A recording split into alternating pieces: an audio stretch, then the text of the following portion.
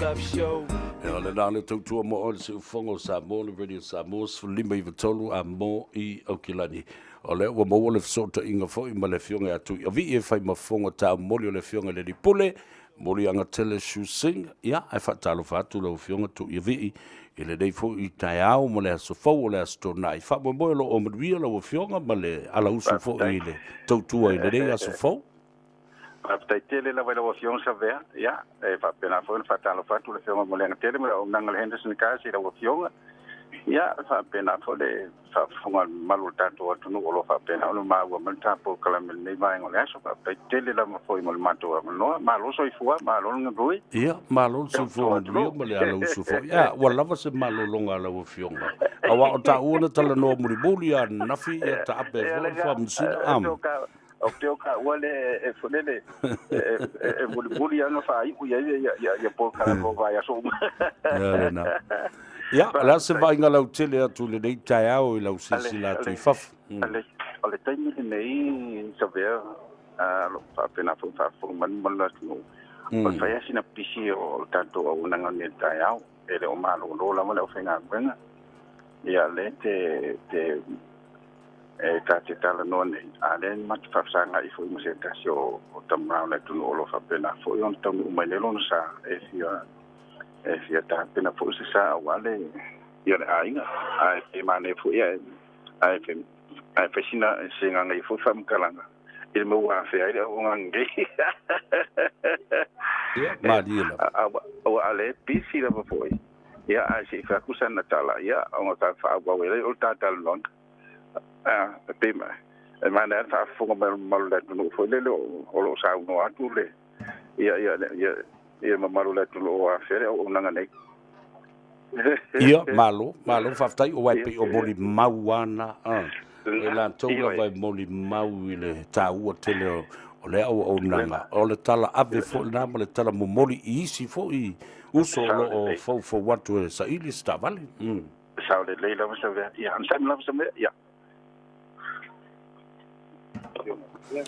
ya fatalo fatu I lo sunga le na lo so fo mo ria ya la calo fa ko yo se vea la calo fo I le ma malo le sa mo fa mo mai lo le la ko kalam Tanoa Ava la so se vea ya fo mo ngula se wo tapa fu le so fa de fa mo fia yo la tata la no ma fa so fa ya oi vila le so fa mo o wow fa pai ya malo okay so fo mo ngula malo va mo trying ya wa tasiale le me telena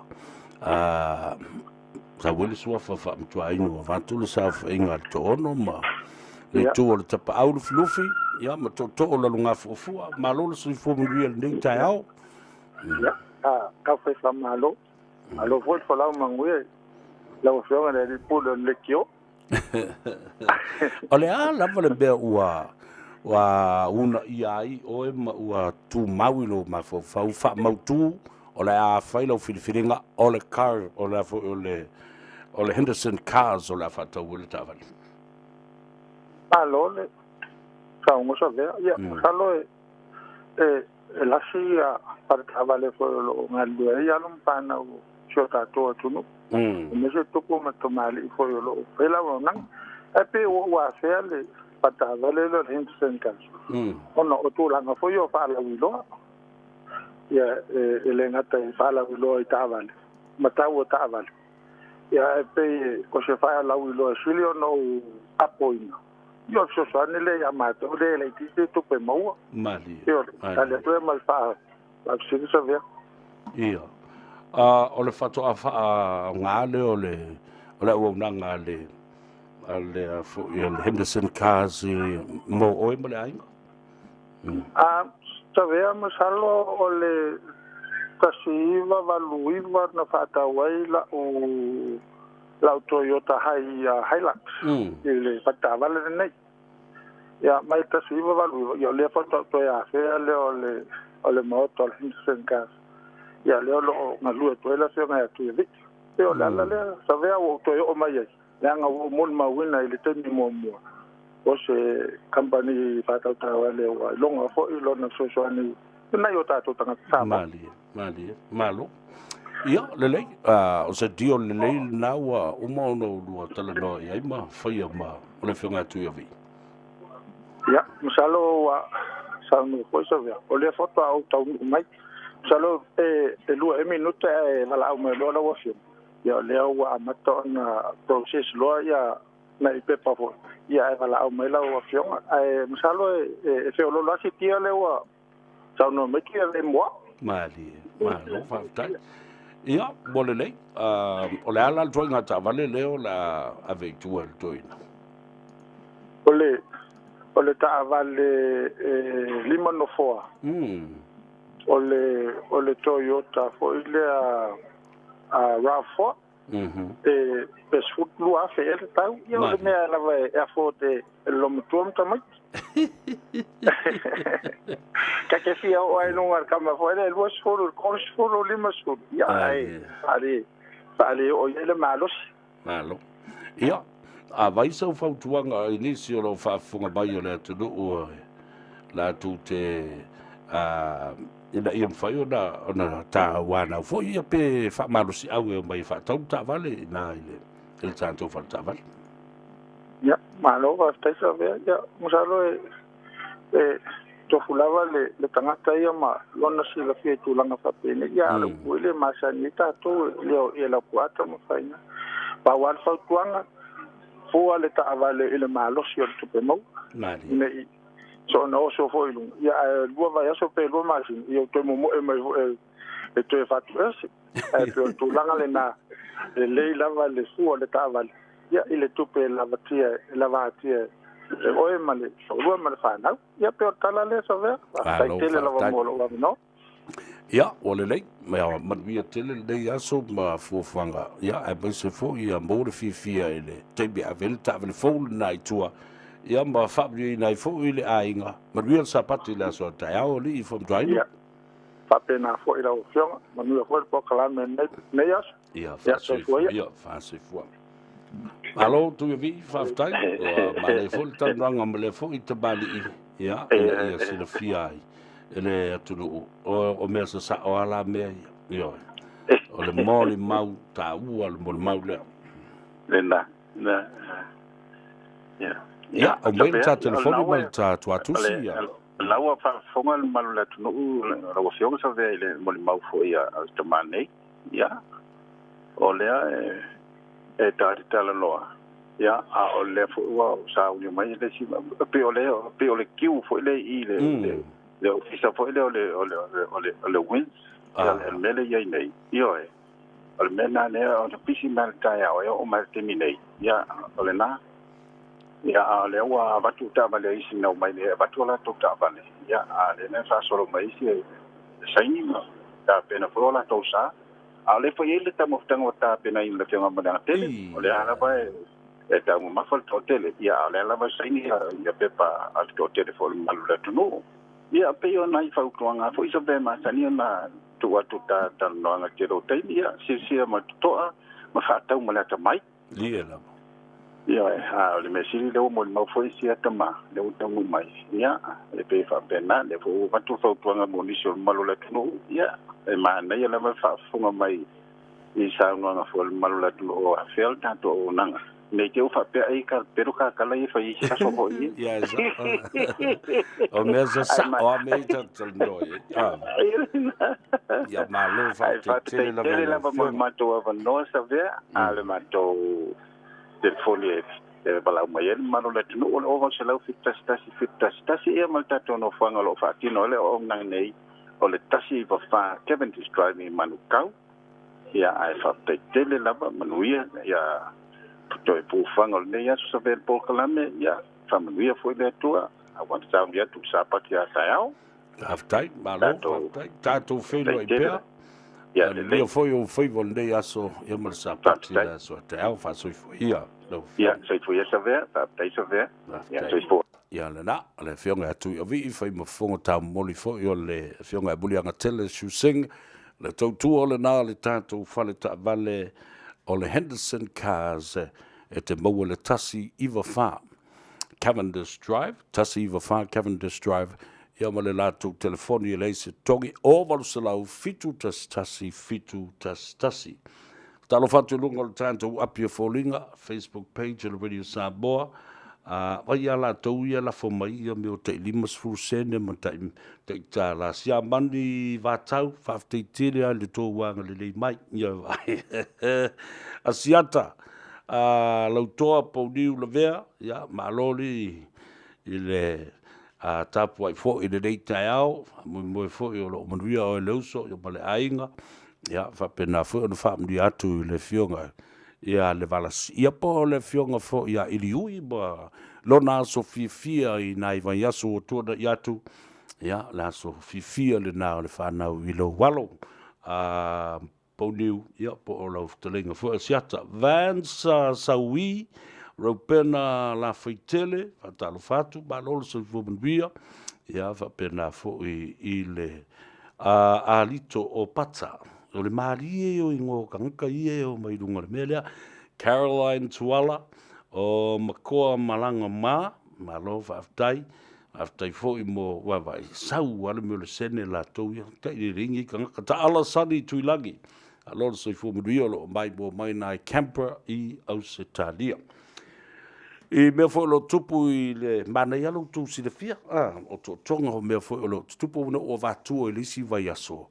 Ia le whaam sinonga te le lava o le o se te mai tai minsta. Mai tai minsta o le matanga luenga o a onga. I to tonu o le malo tonga. Ia, sa whanga solo la whaam sinonga malona to olua. I le a fianga o se tupe 4 biliona. O paanga tonga, o le tupel na tonga ta o le paanga. Nau o watuaila i tala oto na le Pasifika i nai vanyasu o tuna i atu. Sawhea ngai ma le suesueina le mta upule dei. O le minstale o a onga. 4 biliona le tupe paanga tonga. Whao ngā ele nei fo i minsta. Ia ma lona to lua. Le lana mai a nafile i unga o le whaamsinonga, whaamaunia. Whainga whaasoli tu la fono, whainga whaala tua ua whao ngā ai se tupe almatanga ruenga o le aonga. Ia ma ole la, ua mai il whaasalanga ale whaamsinonga i tonga. E ta i ono tau sanga e pui ai, ono tau sanga e pui ai. Ia le nā. Talofa. We're the Katinas, and you're listening to Radio Samoa on 1593 AM. Tutu, shio valele. Tutu, shio valele. Tute, welo valele. Ai moa maitine, ai sei la umalewe. Tute, welo valele. Ai moa maitine, ai sei la umalewe. Tutu, shio valele. Tutu, shio valele. Tutu, shio valele. Mr. Tano, Toto, first class na valele pero Mr. Tenary, hey, pati popo, awala ba ne eva mga pelo mashay, shele yo le sami la folo le ubinga maway fole ang ay mo singa yem, mama sita mo lang uso Katerina lega sa Josephina malestiti wapia, sautiao neya full mo fika, tumit pio pa may ulta sin kalon na fay numer la fanga Tano Ika, manuna saki may ya, all the dirty bully red wines Billy Balaganja, pagasin ni may malapo, elava uli COVID-24, elava uli COVID-24. Sang. Pero vaya de sang me ponele. Lulu may ili musika. Valele ay besyo mea. Siye nungo wima. Yo takapi on your pao. Valele nungo le ea. Valele nungo le ea. Valele nungo le ea. Valele nungo le ea.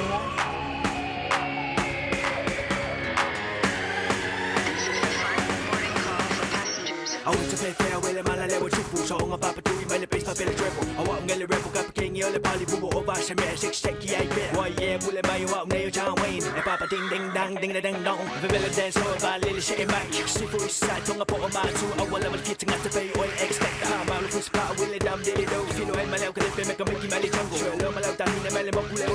Vaya, maybe I'll shalom. I'm a oil I or shalom. And I will have a sabo. And I will have a sabo.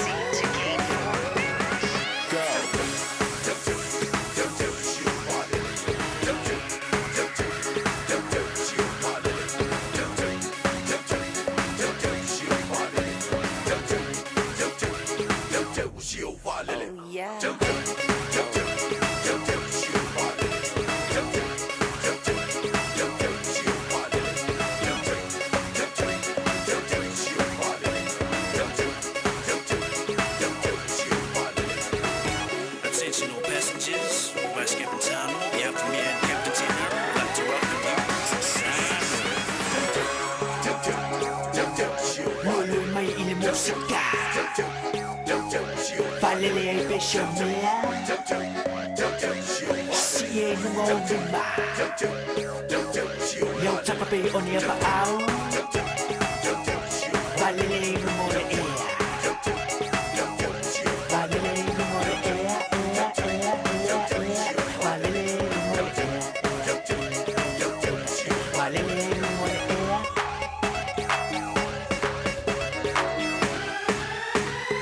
Le nā, whawhiwhianga sui whiwhiloi, o le nei fo I aso tō na I ma le tātou Tanoa Ava, ma tā upu o le a wholsia fo I lu mā mea, ia a wā fo I le whaafonga le atunu. Malo si le fia le lei o mea lo te tupu I a Samoa. Ai maise o le nei wai teimi o le ngase o malo. Stasi o vaenga na ngina nafi I le tolo launga le whaamsinonga, māwalunga, na whaalia ai e fionga I le li whaamsino. Ia le mataupu le whamsin siri, le mataupu lo na whaanono tele, e na ua au mai le malelenga a le ao le malo. O lo au mai e upu ia, o lo o sipela, ma au mai e upu ia, o au o tui mele li whano, au le malo, ua na o au lava e iai le pule atoa, male malo si anga, e talo ai le fono le pale mene. Ai fōringa mai, wa le mi ngao, whaalia le whaaloalo le whaiunga le whaamsinonga I le tūlanga e tau whaamatau ai I tiute ma le tūlanga o le ao le malo. Ia, to whinga o le ao le malo. Neu tō whaafonga la I tala I na o mai ele. E le whionga le whaamsinsili ia whapena fo le vasenga o whaamsinonga. Mawalulunga ma I la tau sa se ei ma whaamalu malu. I le whaio le tula fono le nā ina I au suia le fono I le aso fitu. Tasi le mea tā ua tele ma whaiuna tātou tala noa fo I ai. Awa na o le whaaleo le upu lea. The doctrine of necessity or the principle of necessity. La lea mea. La lea mea na mafua ai o na whaia le whaatautonga lea I lalo o le whale I. La tātou tala noa wha mai ia. O leo na whao ngā ia le malusi anga o le tula fono le nā. O le doctrine of necessity. Ia po o le vaenga fo'i ua ta'ua ai. O le principle of necessity, la le me mafua ia upu. Nā lai o na whaavae ia le meo le whaatautonga I lalo o le whale ie. Mua, ia ona ua le te talaina ia le whale fono. Lua e soli whaavae fo'i ia tuile epa male HIPP I le usu atu I le fono. E uma ia I le fastful lima aso, mai le aso iwa o le masina o apirila, na whaia ai le filifilinga a le atunu. O le mele te e ai nei. O le toi oi whaile pālota, la whawhi whena toi oi whaile pālota, o le sili whainu mera o lesi, vaenga whaapuwhai I le HIPP. Nā le mea le a toi whaati ngai nai le atunu. Ma toi alu ai ma le taimi, ma tupe le atunu, e toi whai I le mea, ua matua I clear cuts lava, loas fuluono I le loas fulmalima. Ma le whainga whaasoli tu la fono na, ua le vai aso na ave lea o le malilenga le fionga I le, ao le malo, e tawa whai mausu le fono I le aso luas fulmal wha lena whai I le aso luas fulu. Ai o le toi wha tope, wa e alana toi tawa whai mene, ina e manino malam, toi tawa whai mene, na mafuai ma langa langare vevesi. Ioe. O le tasi o le vai aso, talu o na ave ma whaalawi loa, ia sui whaipule, luas fuluono le fast, luas fulma le lima. Ai au toi nofo ia, ele tangata na tawa na wina ia le fionga I le komsino, oi fo I o whainga pālota. Toi la langa I fo le mea na leo pasene, o ta maita, wa uma le vai aso. Ai toi ngā mori atu le mata upulu nā, ua lewa na lapse le time, ua pasi le time, ua oma na whaailoa. E le fionga I le malu malo oisi. O le toi whaapopoi nā tūlala nā, lea na mai e le ngal whaamsinonga, e soli tūla fono, mātangia mai ai, se ngāi oinga, na whawhau I tua, e toi momono tuai, le siusiu ma le lave le I tonu I, ole no fōa whaapopo. Ona le toa leo tu le epa ma toa ta mai fe mai. Ia ele o mātou na ave le whamsinonga. Na ave lava e fia me ma la auli ma le fast. Ai sea. Nea ngai le ma whiuna whina wina se ma ta au whape na o lo manino le whaavai. E ta tau o na whasilingia. E le komisina o whainga panota. Le unga e au mai I le whamsinonga. Leang o le wa uma le vai aso.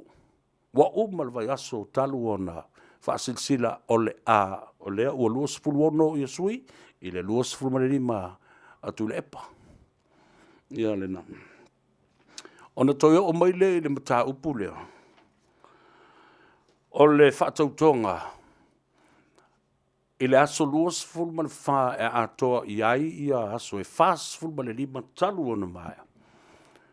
O le tatalaina le whalefono, le ususta I ai ma le fonga le fono, le a fo I le whailau tusi le fono, au mai ma le polo a inga malosi mai le sa vea ma fonga whtalai o le mauta ma le fono. Le ususta I ai ma le pāle mea tausi mea le tū mau le taimile nei atu le epa. Le ususta I ai ma le loia city, sa vale noa Beetham Annandale. Ile longo ina o ofisa o mo le malo, e a o fiai ma le au le malo, e o mai e whail whatautonga lea. Mafua anga lale na, o le tango fia lo le mata upu lea, wa whaingo ina. The doctrine of necessity, or the principle of necessity, that's how it came to adopt that administrative piece of law. O le mena tupu, o le mena tupu I le afe se lau valus fulu ma le lima. I te tonu o le atunu o Pakistana tai tutusa le leia ma le mea lea. O whai ngā whiliwhilinga nei, wa le alo ia I le tōwhia o stangata, ina ia whaawau matau ave ia tōwhinga. O le sa ave ma Palestine, ia pia sa ave fo ma whaululunga. O le Malta, le nāwa I temi. O le winga la le mea lea, na whai le afe se lau lima sifuru ma le wha le mta upule na. Ai o le afe se lau valu sifuru ma le lima. Na toi lo tea le mta upule na le atunu o koenara. I whainga fo, e mafua mei lava ele mea le whata apeina o se whainga palota, le talia ina o se au whainga.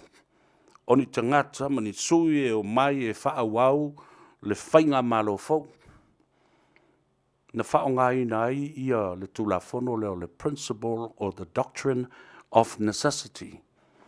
O le whao puina la o le mta upula neo le principle or the doctrine of necessity, o le solia lea, po o le whao ngā ina o seisi tula fono e so soani e te wai, ia le tula fono whawai.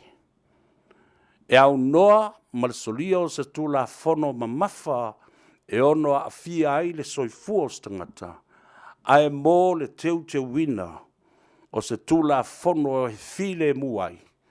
Aua ne iai ni a whainga te tele mātu ia. A sawa I lalo ma le whaupunga o le doctrine or principle of necessity, it goes without punishment. E le o se soli tula fono amana iai ni tūlanga o le mōlia I se tula fono, wha soli tula fono. Criminal charges e le ai ni mōlianga whapena.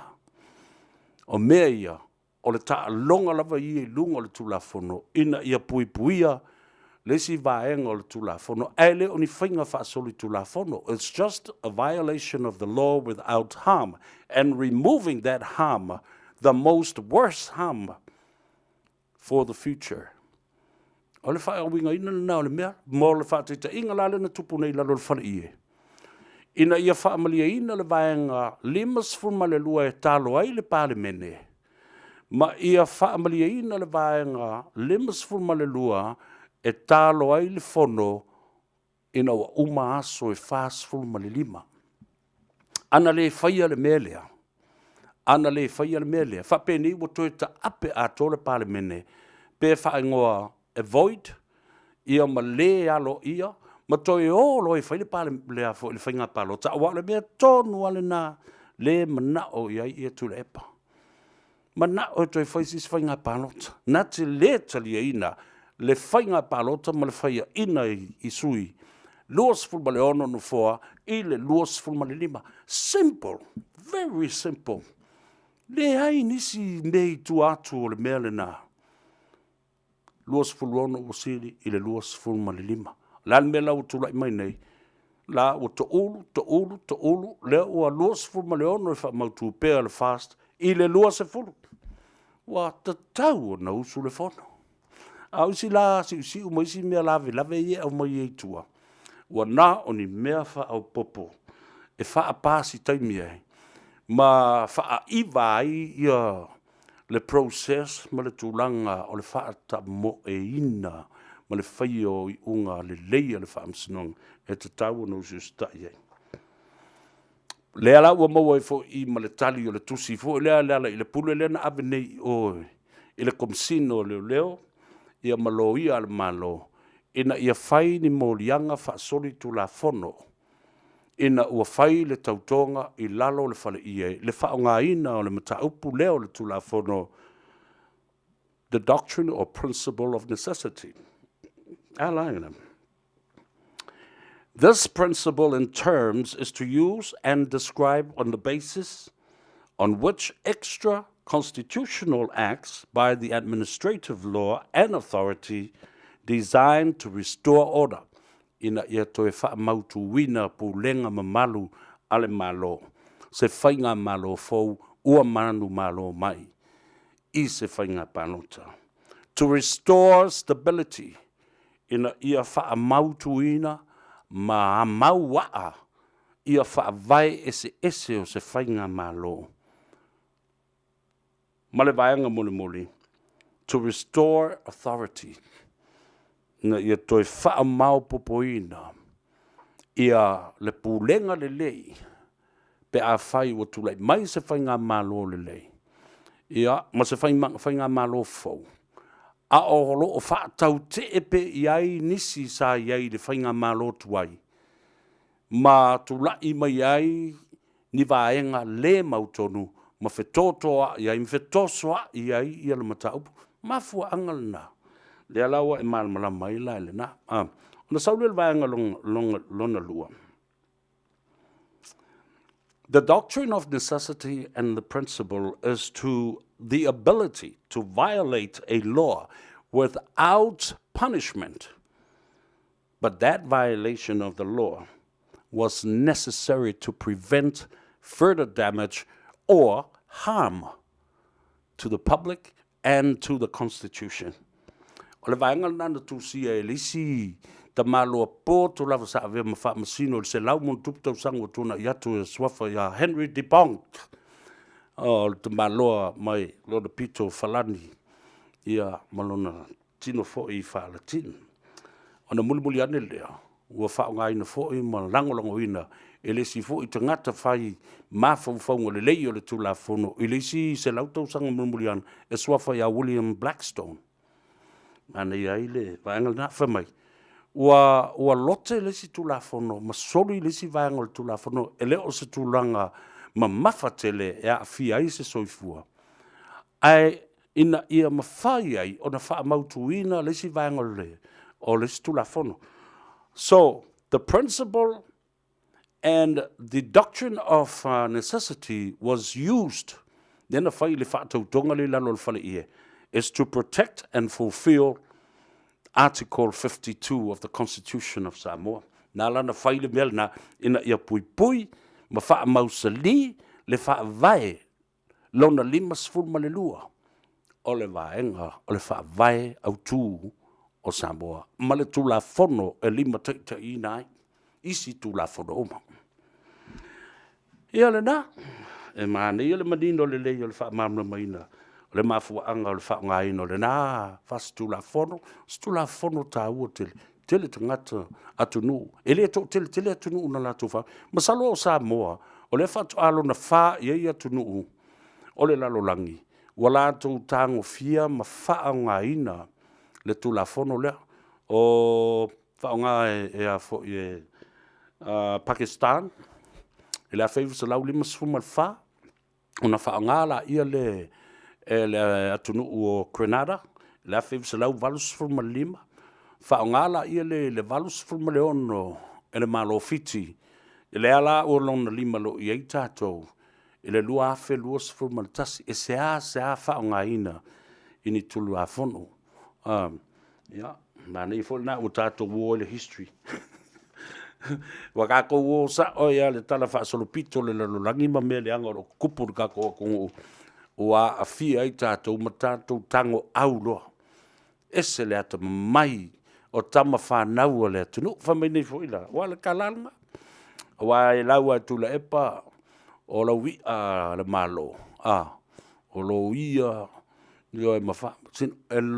E tofi le malo. O la wia umai. Nā le mele tupu.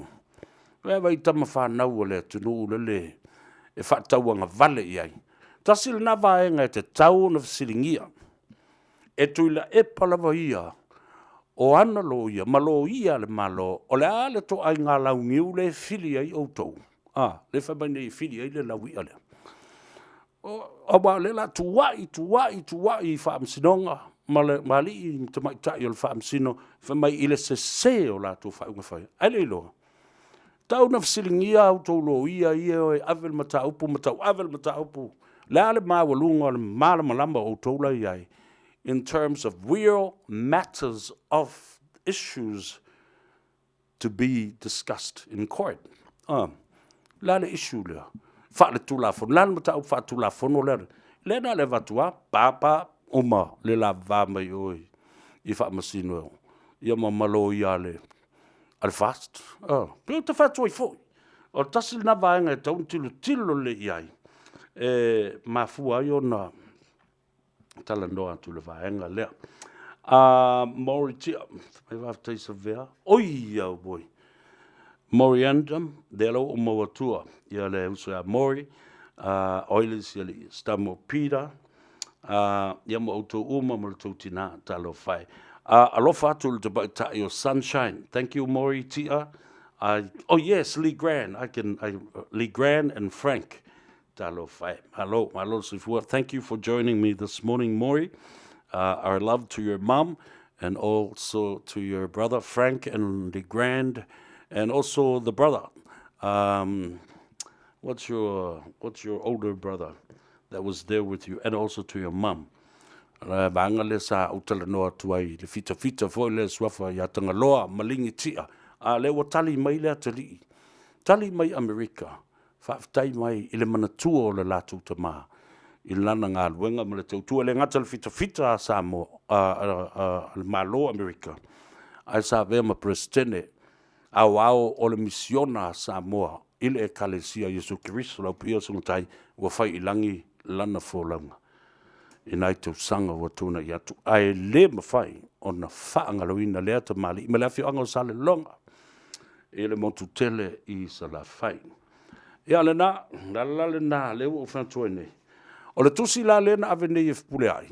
Limoni. Ai afi i le ofiso leo ma le ofiso lo ia. Al malo, ma le lo ia sili. E whai e ni mōri anga whaasolitu la whono i awhia me, la auli, o olo, o so ialo le atinu Wayne Fong, ma sui umalawa o le fast. Whaatasi ai, ma le fionga e matawheo George Latu, le lo ia, sinia, ma le fionga taula papa Brenda Heather Latu, o la ua na whaatinoina le tautonga lea. The doctrine and principle of necessity is to violate a law that removes harm and it goes without punishment. Lona winga, ele mawhai, le mawhai, ona whaia, ni sori ngā tulafono, mani mōrianga, mani whaasalanga o le tuainga tulafono lea, i le mimiloina o le whaongaina, i to tonu, I lea taimi, e te wai se vaenga o le whawai. I hope I made myself clear to you so that you can understand why we always talk about the principle of necessity, and also the doctrine of necessity in the past. Why was it used on the 20th in the swearing in ceremony under the marquee at Mulinu? So I hope you have a sense of understanding le mafu angalena. Ia na whaongai a o lea fo I le winga o lea mataupu. Ia, lena, tātou o tāle pese lea fo I mai tātou tala no atu I le sunga ia mani mai le tātou whaletawale. Le card for you. A stroke is a brain attack. At any sign of stroke, think and act fast. F, face. Is it drooping on one side? A, arm. Is one arm weak? S, speech. Is it mixed up, slurred or lost? T, take action. Call 111 immediately. A stroke is an emergency. Time is critical. At any sign of stroke, call 111 and give someone the best chance of recovery. Remember, any sign, act fast. So I'm in my young 70s, one of the queer at the marae. We do a lot of things for our community. Birthdays, kapahaka, schools coming in to do their overnight noho. COVID-19 was difficult for us. My sister passed away a week before lockdown. We were only allowed 10 people for tangi. Her children and grandchildren grieved by themselves in their own homes.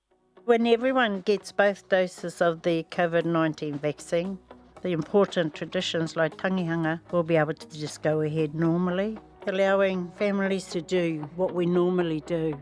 For marae representatives like Hinekahu, the stronger our immunity, the greater our possibilities.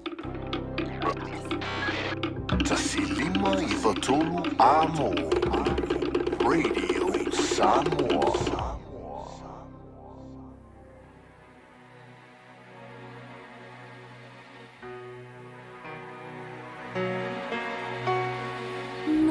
Nighttime sharpens, heightens each sensation.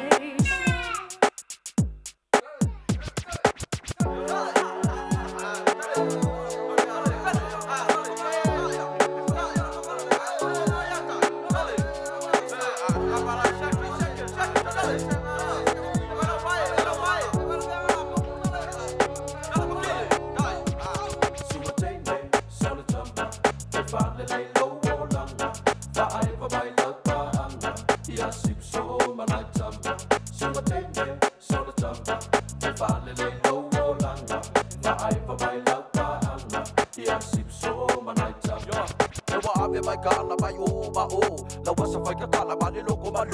se fai bai o le ale pongai le wa ke yo ka linga o ka le ba ai yo ma ka be lo be o se sa mai se wala ba ele se me e ba wa ba yai aki a elo wo la ia ba o se me apo ako I ka o se ka ba le no so wa e alo a fa be fa ata wa ala ba ele o se me o la la ba le ba ki ba o na le video nge pa o la ba o le ia ba o se e pule o se fai a o ke ka o fai ki lu ga le musika fa pa ku I mai o yo se pa nga I le fai ga ta se so ye su ga so le o fai ya nga su ma te ne so le tamba e fa le le lo o langa fa ai va bai la pa anga ia sip so ma la tamba su ma te ne so le tamba e fa le le lo o langa fa ai va bai la pa anga ia sip so ma la tamba e ai pula ma ya o ma ka fa atinga bu bu umbanga ba pe o se ya ia walanga lo bi bita le le a e o se wa fika se kama fai so le se sui se le le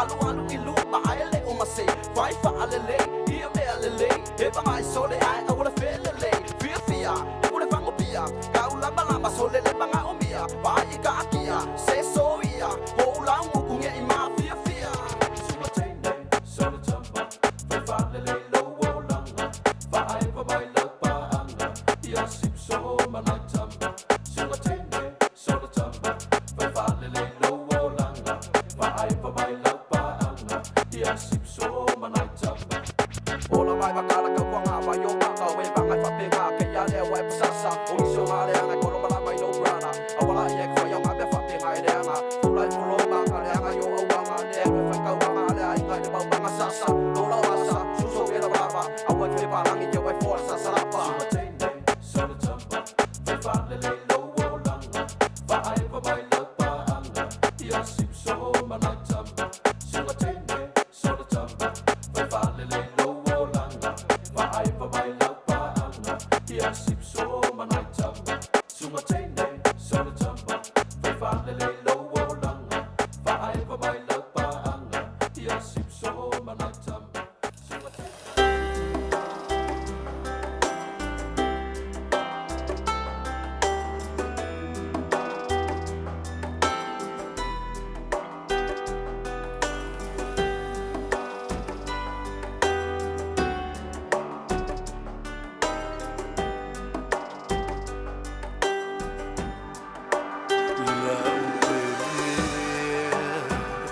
Savea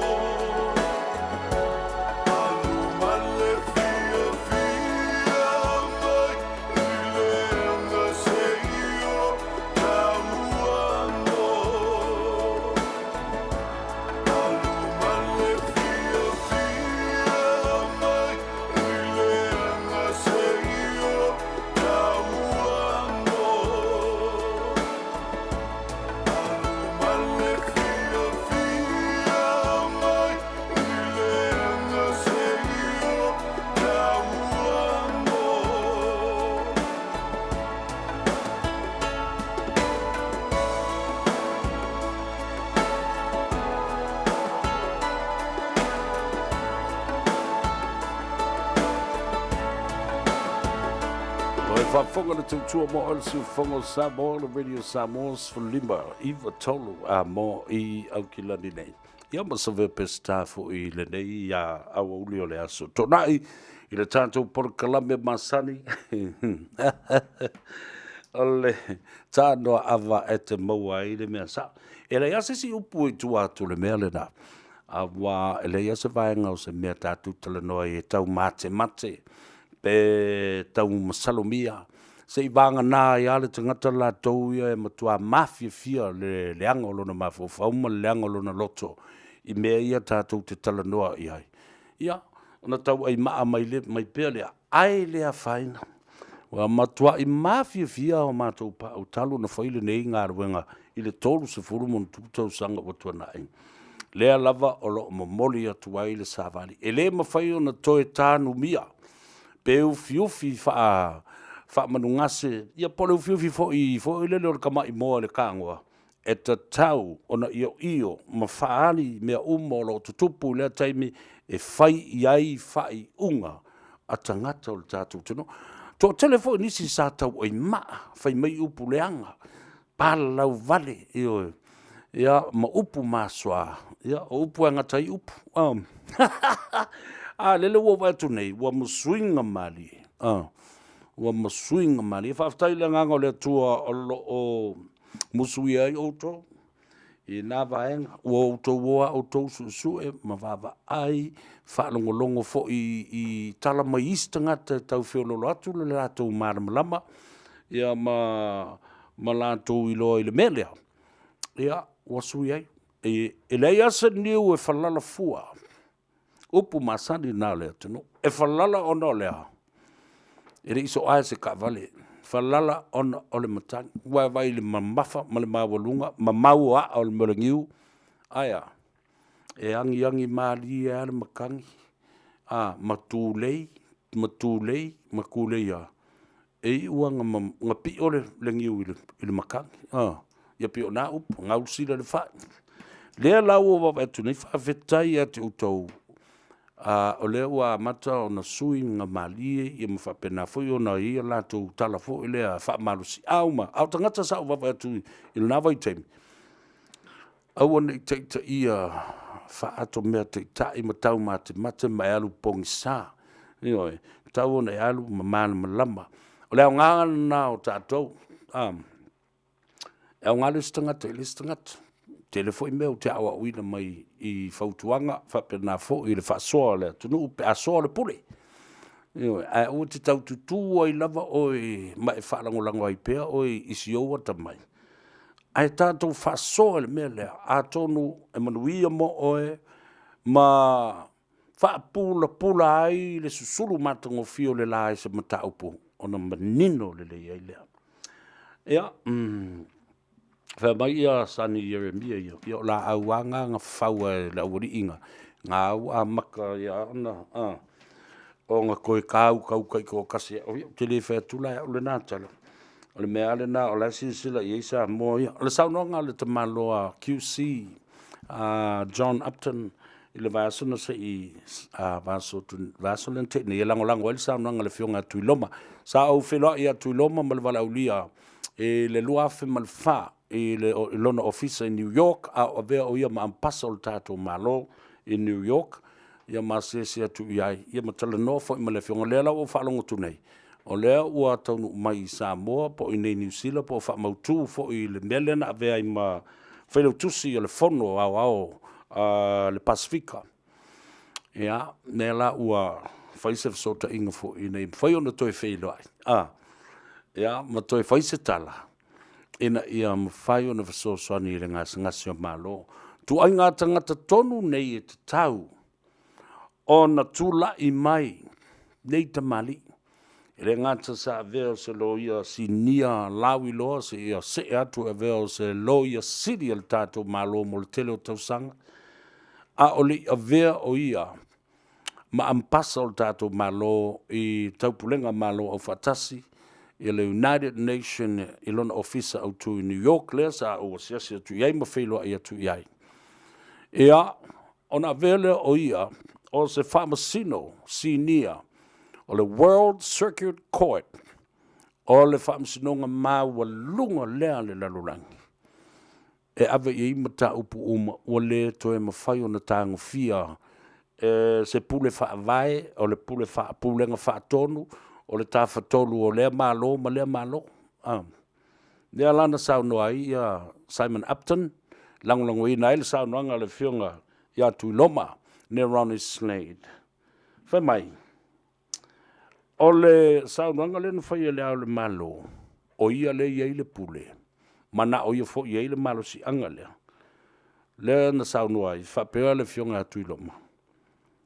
Le fionga ia le QC, John Upton, he is wrong, quote, and courts should have the final say. Se le saunoanga le nana whai ele, le fionga ele, lea o le mālo. Tangata ata mai foi nei e mo I lava mo fo lo ia le fionga lea o le mālo. Ao le foi a mai ia mau o isi lo ia ata mai o leva foi le tālonga. Wha apolokiki. Ole I unga o le whaamsinonga o le final say le nā. O le manatu au tū muli le nā, ma le whaatonunga e te tau na muli ta I ei tātou oma. Le ala la lea. Na leo no whaatu nei. O le tawhatolu le nei. O le tawhatolu le nei o le pulenga o se whainga malo. Pa le mene, whapena fu I le vaenga o whaamsinonga, ia ma le vaenga o le pule whaatonu. E fōringa mai le teimi le nei, leo le se pa le mene. Le se pa le mene wale pa le mene a la tau ia, o I la tau e eile me o le upu le ta o le supremacy. Parliament is supreme, aisea, lango I la tau, o tangata whai tū la whono. O ra mai leo tū la whono I, e whaaliliwina, ma whaawinga ina, e le vaenga o le whaamsinonga. Toru wa vaenga mau I le lei o le whaamsinonga. Interpret, ma apply the law I whaawinga ina, ia ma whaamtala ina le tū la whono. And the application, ta feo na whaatino le tū la whono, to avle oe whaamalusia ia le tū la whono. Ia masori ngā tū la whono, e whaawaula whaasalanga I le pule whaatonu, le executive. O le mele o wawai atune ia mamai tawina. O le ise pale mene, a lea la o fusu anga le whainei, ma fuki ngā uru le whainei, o le itu o le executive o le pule whaatonu, ia ma le vaenga o whaamsinonga. O lesi foi tūlanga o wātangia mai I le mai tau, ba sila ne iai. O se e mai ma le au le mālosau I le parimia ma le kapeneta ma le vaenga lea. O au whaatasi I le mele, au le se tūtō tasi mwhoi e o na vea le tō whā ma le whautanga ma mau I le au le mālo. E a vea I o ia ma lau whali I le vālea, ma whaalongo le tūla whono, ma teu ma whai le mea mi o tonu. O la wha whea lana ma isi unga lei muli ane I le whaamsinonga. Pea whai o lo whai tio ina pea le pūlenga lea. Pūlenga whaatonu, the executive, ia taimi e mai ei whai unga. O le vaenga lona lua e tauna e sila fia le vaenga lea. O lalo o le pūlenga whaatonu, o lo o iai ma le komsina o leo leo. O lo iai ma le komsina o leo leo, ma le matanga luenga o leo leo. O le ala lena, e le mawhai ei o na minoi le komsina o leo leo, ma leo leo. E oi avene tu samani o tangata nei. Langa fu e kasi alwhai atu le pale mia I. Langa o la tau lei lalo I ma tu whaatasi I le mele I le pale mia ma leo le malo. Awane minoi sesi. Awane iau sesi tala le mea lea. Awa la. E lei ma sesi mingoi. Le ai ma sesi minoi. Dala na e whaintai. Ona sa tawoi ona tuto. Tasi le na leo na fsilingia la. Wha mat mpole ftalinga fo ya ola. Se mele taun tilo ele whainga malo. Fau pe atula I mai. Ina ia whaatua ma oti. Matanga alwinga le nei whaatino la tau tiute. E au noa ma le fefe. E au noa ma le whaalango e whaalongo I se whaamsino. O I se whaatonunga e au mai tangata nei. Ia la tau loa merits o lea cases ma la tau tilo iai I mea ua mafua ai. Whai la tau a whaiunga te tau. O la mea la lea. O le ilalo I, police, the commissioner, are all under the executive to reinforce the law. Lalo tultununga e sa ole melo te fentu e sao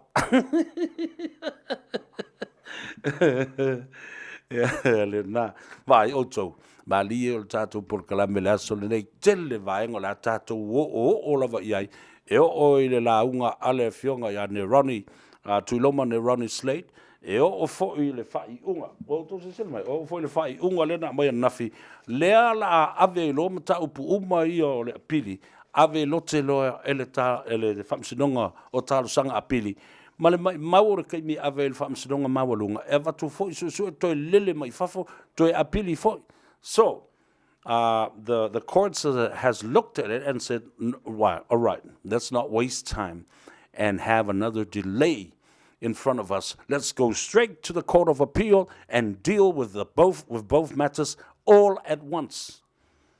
Tua ma nei o le tō whā, ma mau I nei whamasino, ata ma mai, ale ma lo o alo ma tama whanau o le tunu. Ya, o la tātou o le ali, mo aska kua munga karangoa kua ia mangi, ia po sunga fo I le ri. Pule o le tātou vaenga o le car for you, ya, tātou oi vavae fo I le peselea, fo I mai, sa ili pese avanoa, ya, wa le car for you, mo se la tuli poti, il nei fo I aso tonai.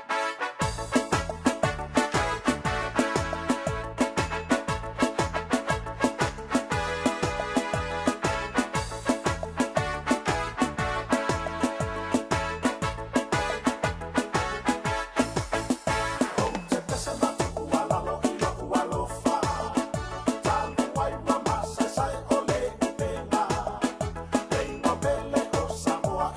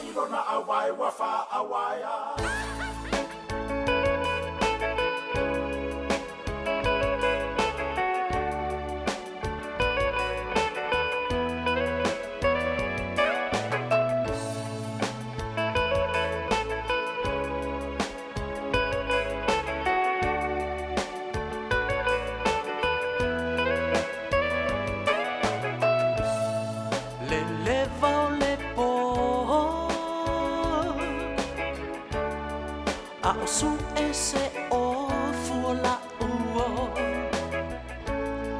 a o fai au te unga o vali mauna tau talinga mai a fesili mai lea esa uva ai pei o se rosa fua matala oi la uva ai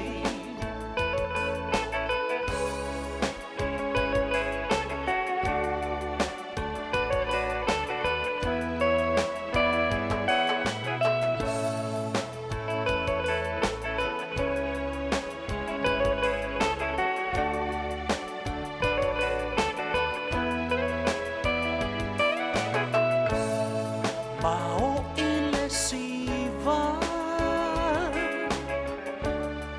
tangata ua mai moina ilona aulele tele na omimitai ma o nene mai a fesili mai lea esa uva ai pei o fetu o le langi o e la uva ai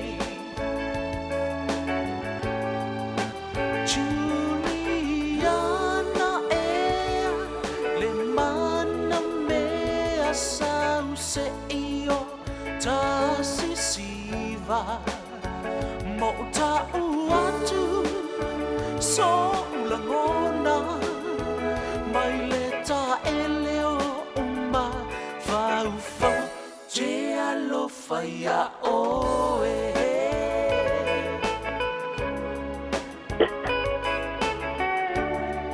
Talo fai ese lo foi pese le o fra ili le United Band le telo to sanga o vai ai I koe fa umatu il to pese sistemi lango le fa to si mai tau tele le bo la no tal no to ile li pura fo o tanto falta valele na Car for You le sunga money male o finga wenga e Great South Road in Monroe talo for love money ba lo so for me fa time fa no mai Ya, fatal fatu o fiango Savea. I foi vai ngore aso ya se fo ile pa fonga man ta ko inga tu ta tu atu mai moto malau ya manatu yo ro sa ngale mu ko ima angale le fo le ta tu ta pa lang ya ora ma fo ngal ngo le vai aso fatal fatu bla pa lo se malo fa ta ile la o mori mawina ne sa mo sta no ono o lo pisi o lo sainia ia fiangainga o con calate fo mo la tu fa to winner ta vale ia o fifia la va tai ya sa le la va sa no ya fa mal mo fo lo fionga o le telo le pisi que ne sa no ya fa ta wala va fo le malu le tu no ya e afio mai ne ta sa ili sta vale ya o le tele o le pisi le va ya so ya me se fo de ne ya so no ye ko ni so ta tu wa no o le fa me na la tu ta sanga ya ai ma ua le wa fio mai nei le tatou tuatusi tolu se lau Great South Road nei Manurewa ya pe te vala au mai foi over se lau golu 55 on valu e tau sa ili mai e tau sa vale ma fai lo matu so soani atu puna lava tulang ono iai ya e mai foi ona e tau no mai ma fa mtara mai tulang ono iai lo suafa ya matu so soani atu ya yang fai sa ili sa vale ya o le fu malu lu le tau ya mau fu la vale ta vale o fitau I male ainga ya nei foi mai tau o tato o soi fuanga nei ya ai Savea mal fa fonga tu tato atu no ya o le maua le maua nei le tele o ta vale si umale le ona teu ya e fai ya ila filfilinga ya o no va no la fo le tato Facebook page ya ma fai ona apalai mai sa ta vale le fa tu ya tala ma le over se lau do 55 on valu sili mo mani la wa fata va ya polo afio mai fo nei le tolu se lau Great South Road nei Manurewa ya fa tai tele la vai la afio Savea mo mato wa no mo tele ina ngal wengo turn nei ya so se fia Savea ro na lo fa tai fa so fo ia mani e a bia fo sa pati ya ta yao ia le na le so ya mandi ma le tatou lipoti na mai le Courage for You e lona tuatu si lua iwa balu si o le tolu salau Great South Road I Manurewa ia maua i le tabale ia whapena fu ona mo lau tau maftanga i le so maua le lato referral fee oka wa kele au mea lofa o le nai fua ia tu o valu salau lua fitu fa iwa ono valu o valu salau lua fitu fa iwa ono valu a mata vaonga a lole le soifua mnuia talo fatu ia te oe ori i le rii Rapi and Seta Sotoa o tila tonu mai pea talo fatu le tatou pura kalame ia whapea foi JJ Whangamoa talo fa malo level soifua mnuia ka tatou foi tu i le vanga whawinga a Sam talo fa lava malo le soifua mnuia ia whapea foi Penny Alefosio Koyo Mussolino whalupenga mangele ia alole soifua mnuia whaftai a mata vaonga mai la tolo lunga le tātou apia fōringa o Salote se umurutafa o Neck Cap alo level soifua Skida Fale ia o Esi Tupu talo fatu fo ia Alivaya o Tamatoa Te Tai o DJ Tumua Pele fua papa ia mautu malava e alu le aso le dei but all I ask of you lau tu alalo le mala ua ngani atu ia te oe wha mole tango o omi lau like button ia na tango lola ia le share tatu pulkalame yo tatu ainga wome masani i so o se vaenga o le lanurangi o whafonga mai ai whatalo fatu le tina matua ia tu putala ma le ainga i nai i Waipahu lo lava soifua manuia tuputala ia te oe le tina ia whapea foi ia le te maita ia Doreen ia masio tō ainga i Waipahu in Hawaii. We say aloha to you, to our friends in Kaneoe, Sunset, Haleiwa, Kuilima, and down at Velisi vaenga le ia le tō telefo o tātou tangata la ie PCC, the Polynesian Culture Center in Laie, and all our university students at Brigham Young University, and then down at Kalihi, King Kamehameha Highway, to Tilo Tanto Wangan Nofoi for Ina, ya Fatalo Fantul, ia le Tanto Porkalame, ia te oe, ia malofo, ia inga Australia, Fatalo Fatu, also for Maria, I will for no. Longo i tala o lockdown ia nisi o stete pe Townsville o lava fo le Cold Coast ia maisi vaenga o Sydney whapena fo I Melaponi Brisbane talo fatu le tō tili na i o tātou aingolo o lalam papa awa I nā ia ai o le sai ia o le whaparepale lava fo I mele lofa o le teimile nei tātou fo le teimile na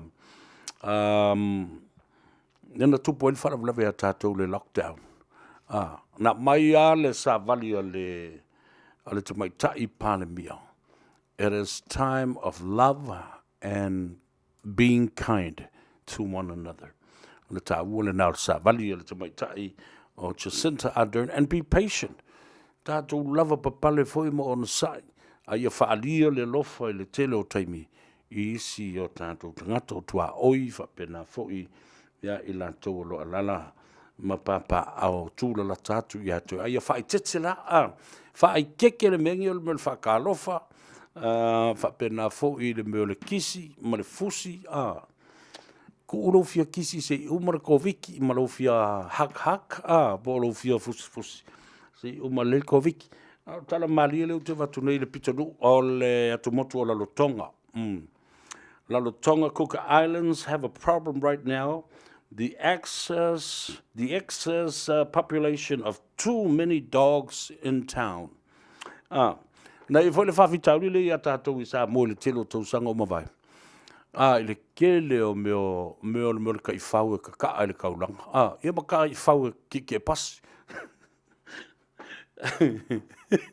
E kia punga ko ngal pasi rak ra fu I kia kai fau ola ngo fo resi pas resi mai le lole o le fo o supokako ala e o ko risi mai le loi for the driver driver le pas lo wal tu langa sa ona le sa ile na fai lo le por kalamel na so fu malo loina ina ia fa ala lo ile ma ia le tele fo le matapu e ia tai fau ia ma fai o la tu le stala ia o si foi tai fau ia na le stala el palota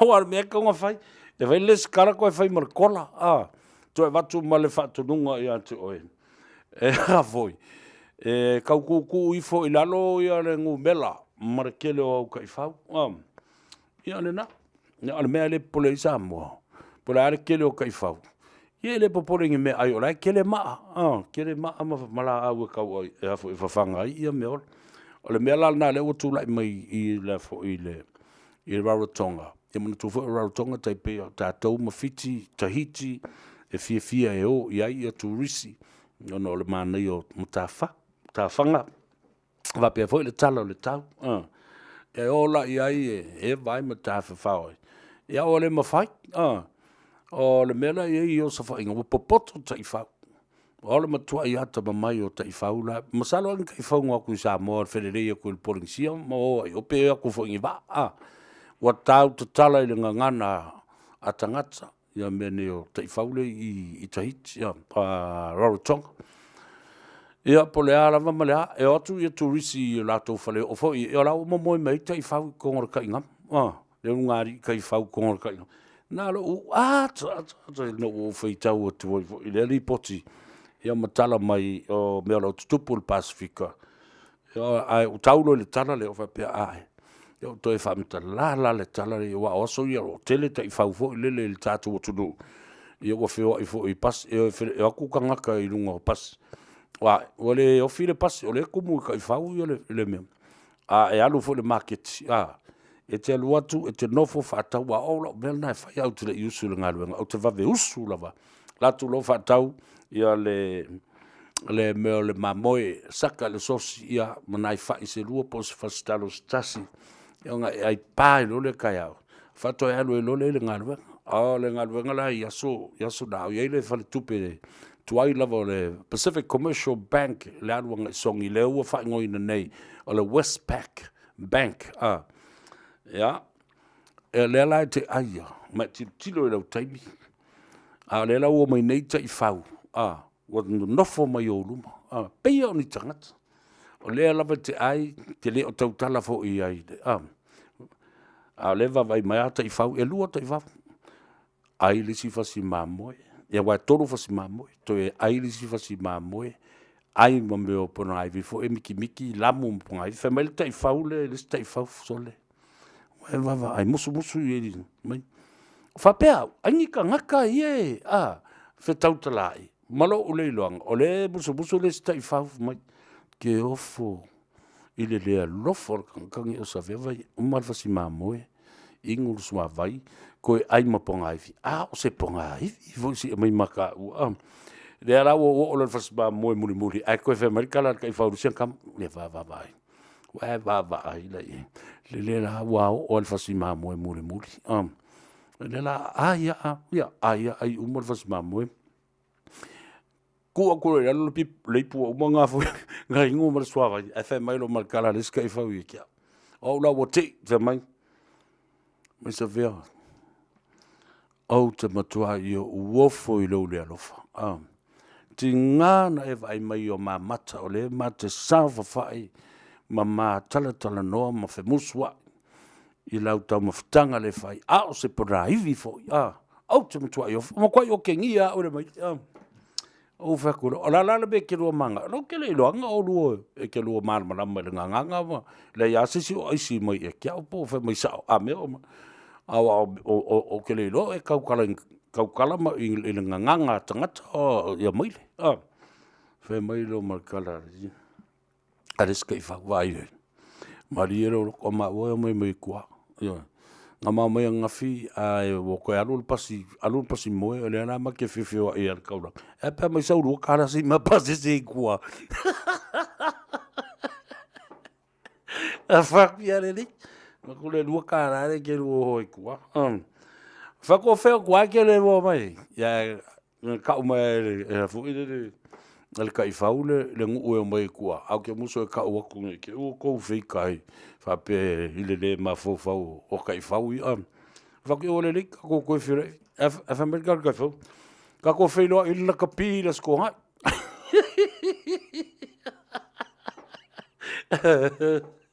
Ia whakia le lik. Ia. Foi lá e teimi e muri a ia le tele o te fau i turisi a mai isi turisi fai la to complain le officer leo wa ai el kai fau ai fewa i lava ia turisi o papalangi o atu i Australia a le muri e te fau ia le na o fai o la pases wa alu le aso ato o matua ngas a ai a turisi ia mafa mai mau ia la tupe fole a te wala tau mawhai tunu latu. O lo lava i le fiafi. O sava vali turisi o i le Tustala Hotel. Fole i ngata i anore. Ngata i whana. Ai whai mailo markala ala mai le finga lea. Kia longa whai lisi mai le poa renga la wheo i le so a koni mai. Kia longa. Oke ai a mo i ama sesi ala vaenga i ange. Ia ulo e le kai whau. Ngā le vau si kenge pārangi. Ulo. A au kongu o kulo whaksali. Tunga, o le ale be ua e ua i le vai o le afu o le King Parang. Ai whea mai kala le kai whau e kia. Mai sa whea. Kasi ngi ka ngaka e kusa lea pe o lea lofa. Ia lea lofa ka waku lua kala ke rua i kua. Ko i lua pases. Ai whea mai. Ai whea lolo la o le ngā mai. A o le King Parang i lea. Marang kama lea. Alu le aso o maa whewhewea. I whai maa ua vole leo. O la bodyguards. Le ai ma se pau senge au singa pau whalawa fo i au singa me kongi mai.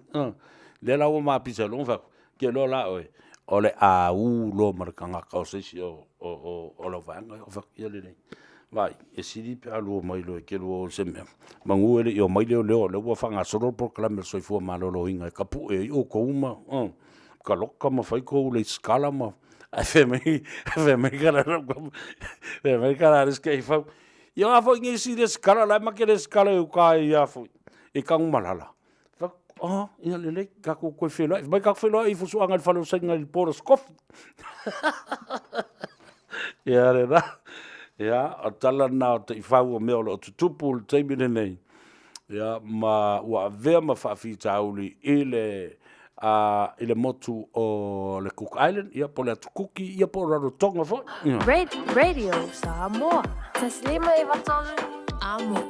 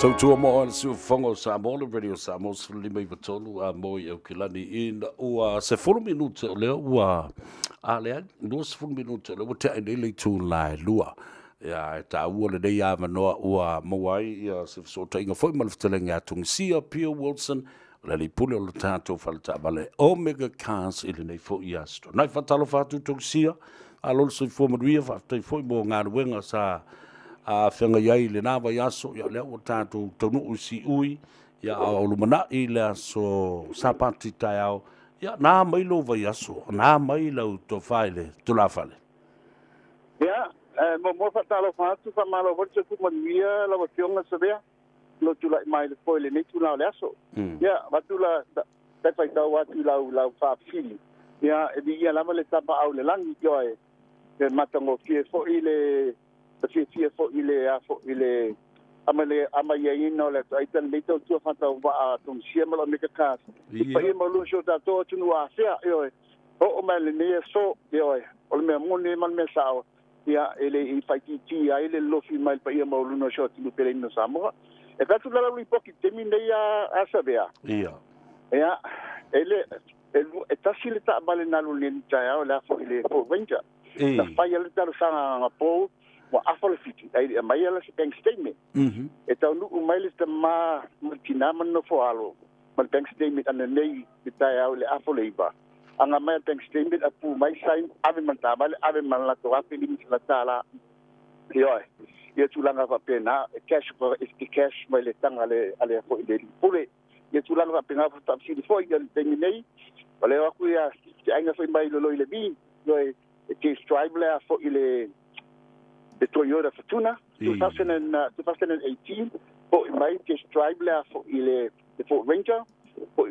mai foi la ia test drive la fo ile Toyota Hilux ona o matango fieta vale au le lo por alta vale pique ave yo le vin yo tu langa ngala to ia ona ole te tau yo tau ta vale a tina ne fo ya malama so ta to tu I me tau na fai malama tau finance e fai mo fie fo la to fai unga io e fa le tu lo fa sidia Savea malo fa tai ta ua tele ia le na foi au danga lo fatino ia mai se fo I le tu lava I le sauloto ma le faitali al tangata ai na ona teu ai nai la ngona fo le fautuanga le ia sefe le tupe ia ma ia awane I fo le struggle faile pe meli o sa ole na sa le lava Savea sa le lava sa nonga Savea eu te manu le ngoa te manu le ngoa so o tunu mai le mafai foi na paisi tau tua ia maulu mai se si so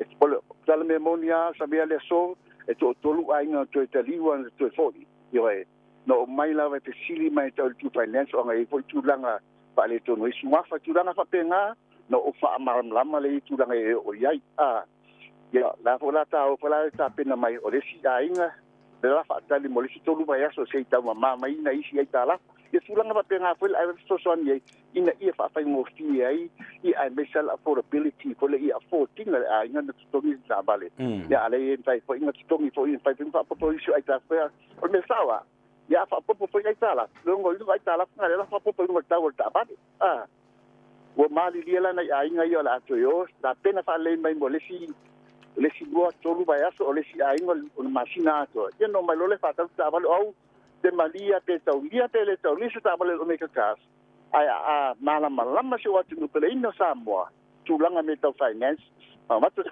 ko tuanga o la o ki yanga na Savea yo do te malia to ai yo malo faftai la se la ngona ya te o fe pa mo no to fe tanga I mo se ainga ai tu ina tu ye le ki le au lua fa talo fa o sol te mapol tonight tono ta vale fa au ta vale mo solo muli tu loa maolo la se la ngona ya te o le tangata sa faia se fautuanga le lei fa tino le fa pepaina ia ma mo mori tu loa le ki o le sama o ese atu mo le loto a tongsia ia fa tai mo fa filia Savea la ngona o meta e te peta ki mita yo o amana yeina le tautua le me silina na sile te ia o le te silila la talia tu anga le fa sili mai si tu langa o te mita o le tele o tangata e te sili mai ata tongsia Antaulia la ta vale balai fa fonga sa mo terminate.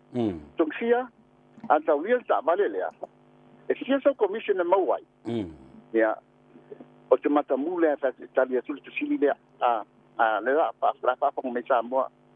La tali tangata uma te sili mai ta usabea. Ia. O tongsia election commission o ma tau lo tau me ka kas e to tongi itula.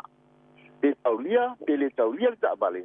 E to tongi itula ma tau. Tu sala election commission o taula ngo ta vale. E ma pai foi la ma kwa Justina fula tau ta vale. Accordingly they are mentally approved. Accordingly they are mentally approved.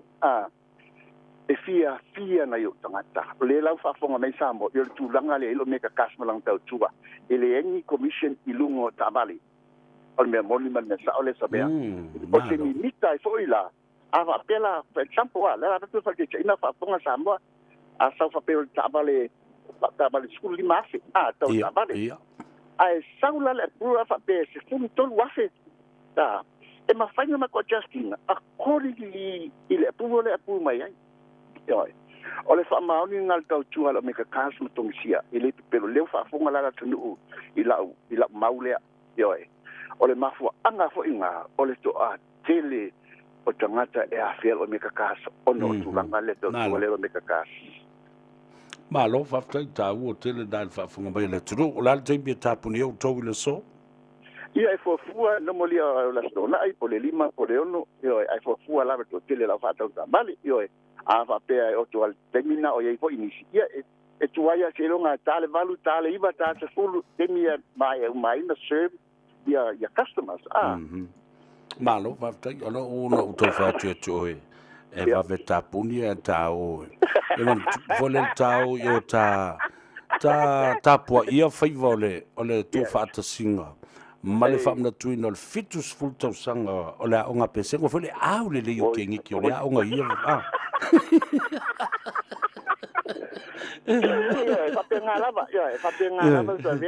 Ona neila nai o ne hanga o le hola le kalesia katoliko no na o ave o e ka ke fai ka vai nga. Ia ma ngai la lo susunga o ia.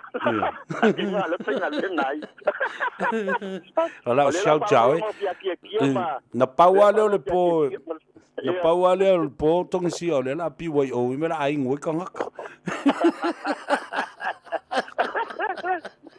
Ja, fa tai tele lava la ja fa tai ja mal ta telefoni mal ta Samoa ia na wa fa fonga yo e limpenga nga ina se tau tua tomsia ma lo me ka ya mala so tinu pere ino Samoa e pa mo fie tu lango moli mauto tele tangata Samoa ya su mai matala mai le lu salau ke ministry manuka lu salau ke ministry manuka de val au mai for telefoni landline o iva lua fitu lima balu tasilua o iva lua fitu lima balu tasilua te val au mai ke foni ta dai o lua tasi pa tuono lima fa tasi ya fa ta yuso manu tele tu lo manu ya lava ta to felai manu le sapati ya tao ya fa sui ia le ftalega tungsia Pio Wilson o le lipule na o tato falsa vale le Omega Cars ilona no fanga lua salau Cavendish driver I manukau male la tu telefoni le na o telefoni le lipule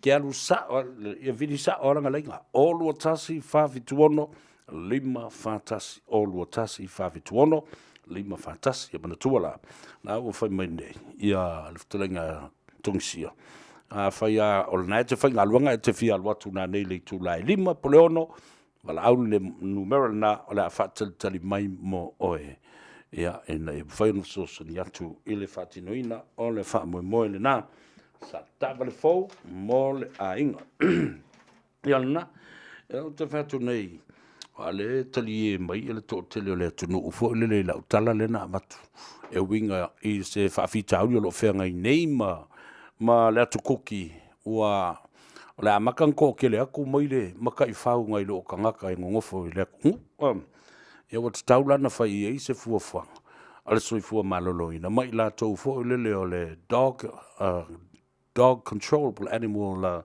control authority ya wala mena na tupu ya tato I Samoa na foi muli mau wala to tele onisi fo yo tangata ina wa matana mio fa tangata ya mio moide ma Lau se I ako. O whakolo la I le. Ira o kai whau leo te visa. Se laku ai vidi aku ia. Kai whau ia po le a. Bo amila ua po. Ia e whako efe me o lau o e le skala el paloka. E o whak. Ea. Whamai. Lau o whako efe me lau o e le skala el paloka. Whako la le paloka. Whamai paloka la I kifo ia I kumalo. Whako sole. Ea. O le tala na. Ia le lei. Factorisa. Se visini a kompa I si mo pesi so la o moni mau I mo yanga I fingi fa sul kura fonga I si su I fa nga solo ngi. Mori yanga finga paro kom fa kosing. A fa me le mori ai le fo le mori ai le mori fa fingi. O fa so le cafe fe waka wange ngo yaki. Mangisi o moni mau. A fa me le. O whakafifi hiari. Ia le ka ngofo ala ma e ka ma faia ia e longo akula le vaenga. Po ai nga ua le fio ese male a foi. Ka go va vai foi. Ia ma man tato musika tato fifi e foi le nei uli. Ia awa ia le si fonga samo. E si to fine ia Emma Larson o lo whafonga mai salo po Hawaii I po Australia foi po Samoa o lo whalong o Emma Larson o lon tina I vai tupu sa tu sia le pesele nei leana o toi pu ina o le no foto tas io fatalo fatuai io le tanto por clame ia te oe ia ma leuso ia po au e le pofele tulu o le langil nai te lua iai alo fatele atu se ila se teimino o saula ia le sua se pese ale fa ili le na o fa ngoi no le tau mea sina band fatalo fatu Emma Larson ia pofele uso ia poao etse au mua ia pa se lua foi a inga ia malau tau fa ili ile me o lo tau lala ma papa au ai I fea le o tau iai I pe uma Hawaii pe Hawaii le te lo nai no foi I si vanga le a la tale pese le o le no fo totas e fa manuia tu ai foi le uso po au ia male to fine ia Emma Larson fatasiai male fa na tuina o le fitus fultosanga talu ona fa vai ia lea onga. O a onga malava le kalesia I sukeriso lau pa ia asanga tai. Mai pesenga se ia o atu I sauni atu. Se ia o I malaya la o nā vu I vai vase. Se ia o atu I vai lu tai. Le kolisi mawalunga ia whapea foi le lau mua I pesenga. Ia mai se o le kolisi o vaiola I tapu ele. O le pesele nei, ia, ai lofa antuai mo o tō uma. Radio Samoa, tasilima I vatolu, amo. Radio Samoa, tasilima I vatolu, amo.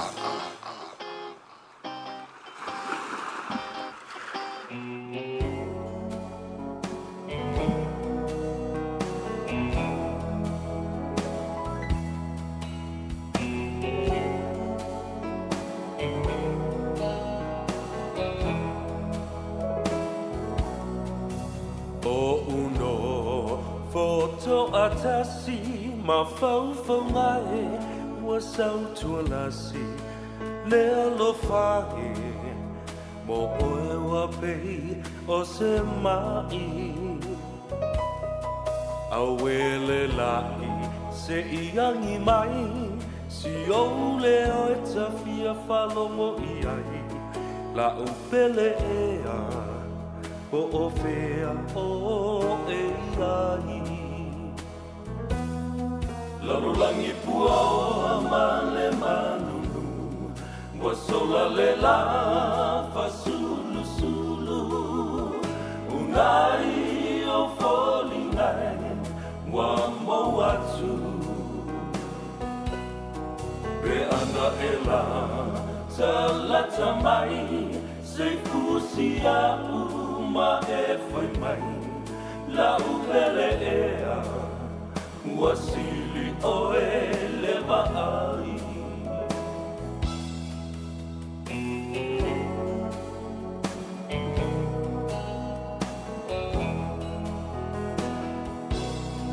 E moni ai, o Solomona, o vai e te lele tinea le lofa, e sole sami, ma le au e fe Savea.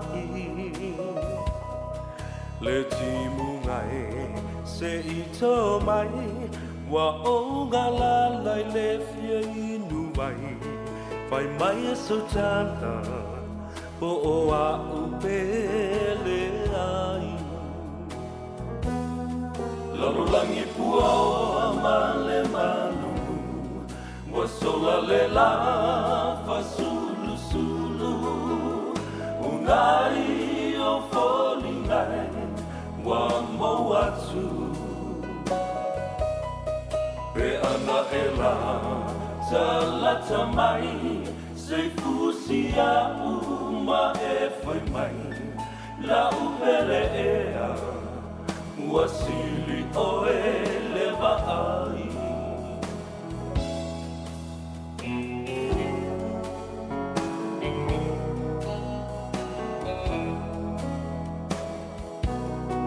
Le masoninga a oe maita, lau pele ea le whanga luina, o te te wina, pea oe isi o ufatu. O nā punava o sio tau langa, o mea lelei, ma mea leanga, ua le sawai, so o se tangata. The world is cold, the world is gray, you turn the sunshine away. You will never know an empty heart, till once more you're close to me, as close as we can never be. I'll be longing to hold you again.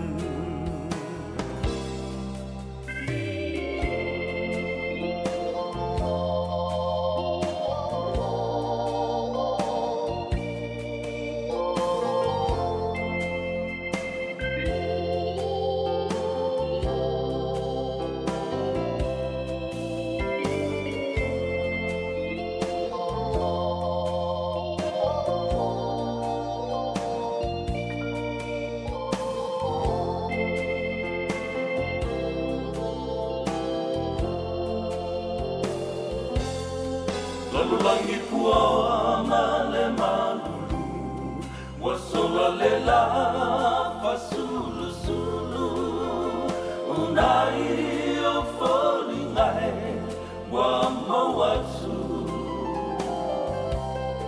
Pe ana ela talata mai, se fusia uma e fai mai, la upele ea, wasili o eleva ai.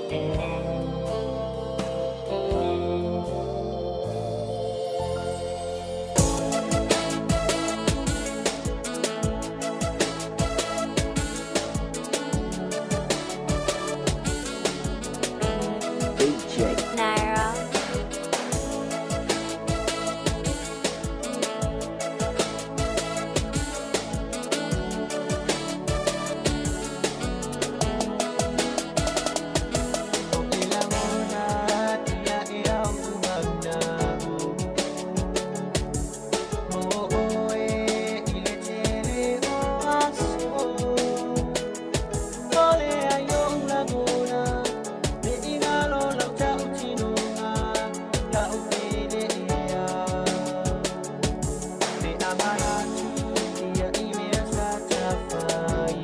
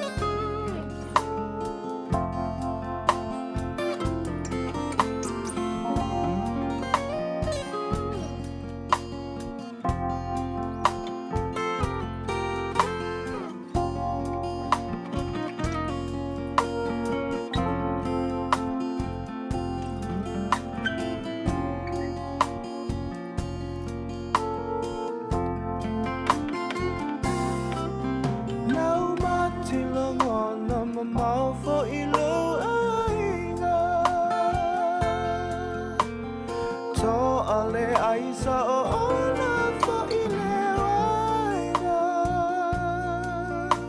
mafana le mafutanga o ole tasala fainga ta mea uma ngata ile va via fausta vale le talo fale ai o se kamu tanto toe yeah I say ana le tu ai se tasi pongi sa mea uma ile masi asi I say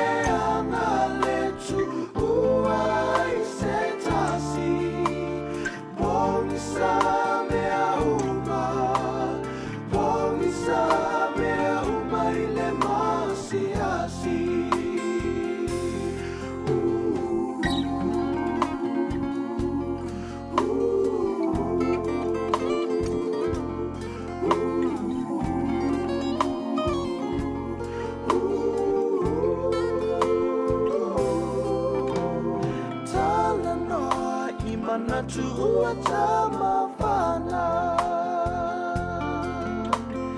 lilo ile loto e eselo wanganga ita e ua maumana tu atu ele afaina e tata pela fatu e ono sa ifo idese oni tangata fa amanga lo letu ina na ua oine mata yeah I say ana letu ua I say tasi pongi sa mea uma ile masi asi I say ana letu ua I say tasi pongi sa mea uma ile masi asi I say ana letu ua I say tasi pongi sa mea uma ile masi asi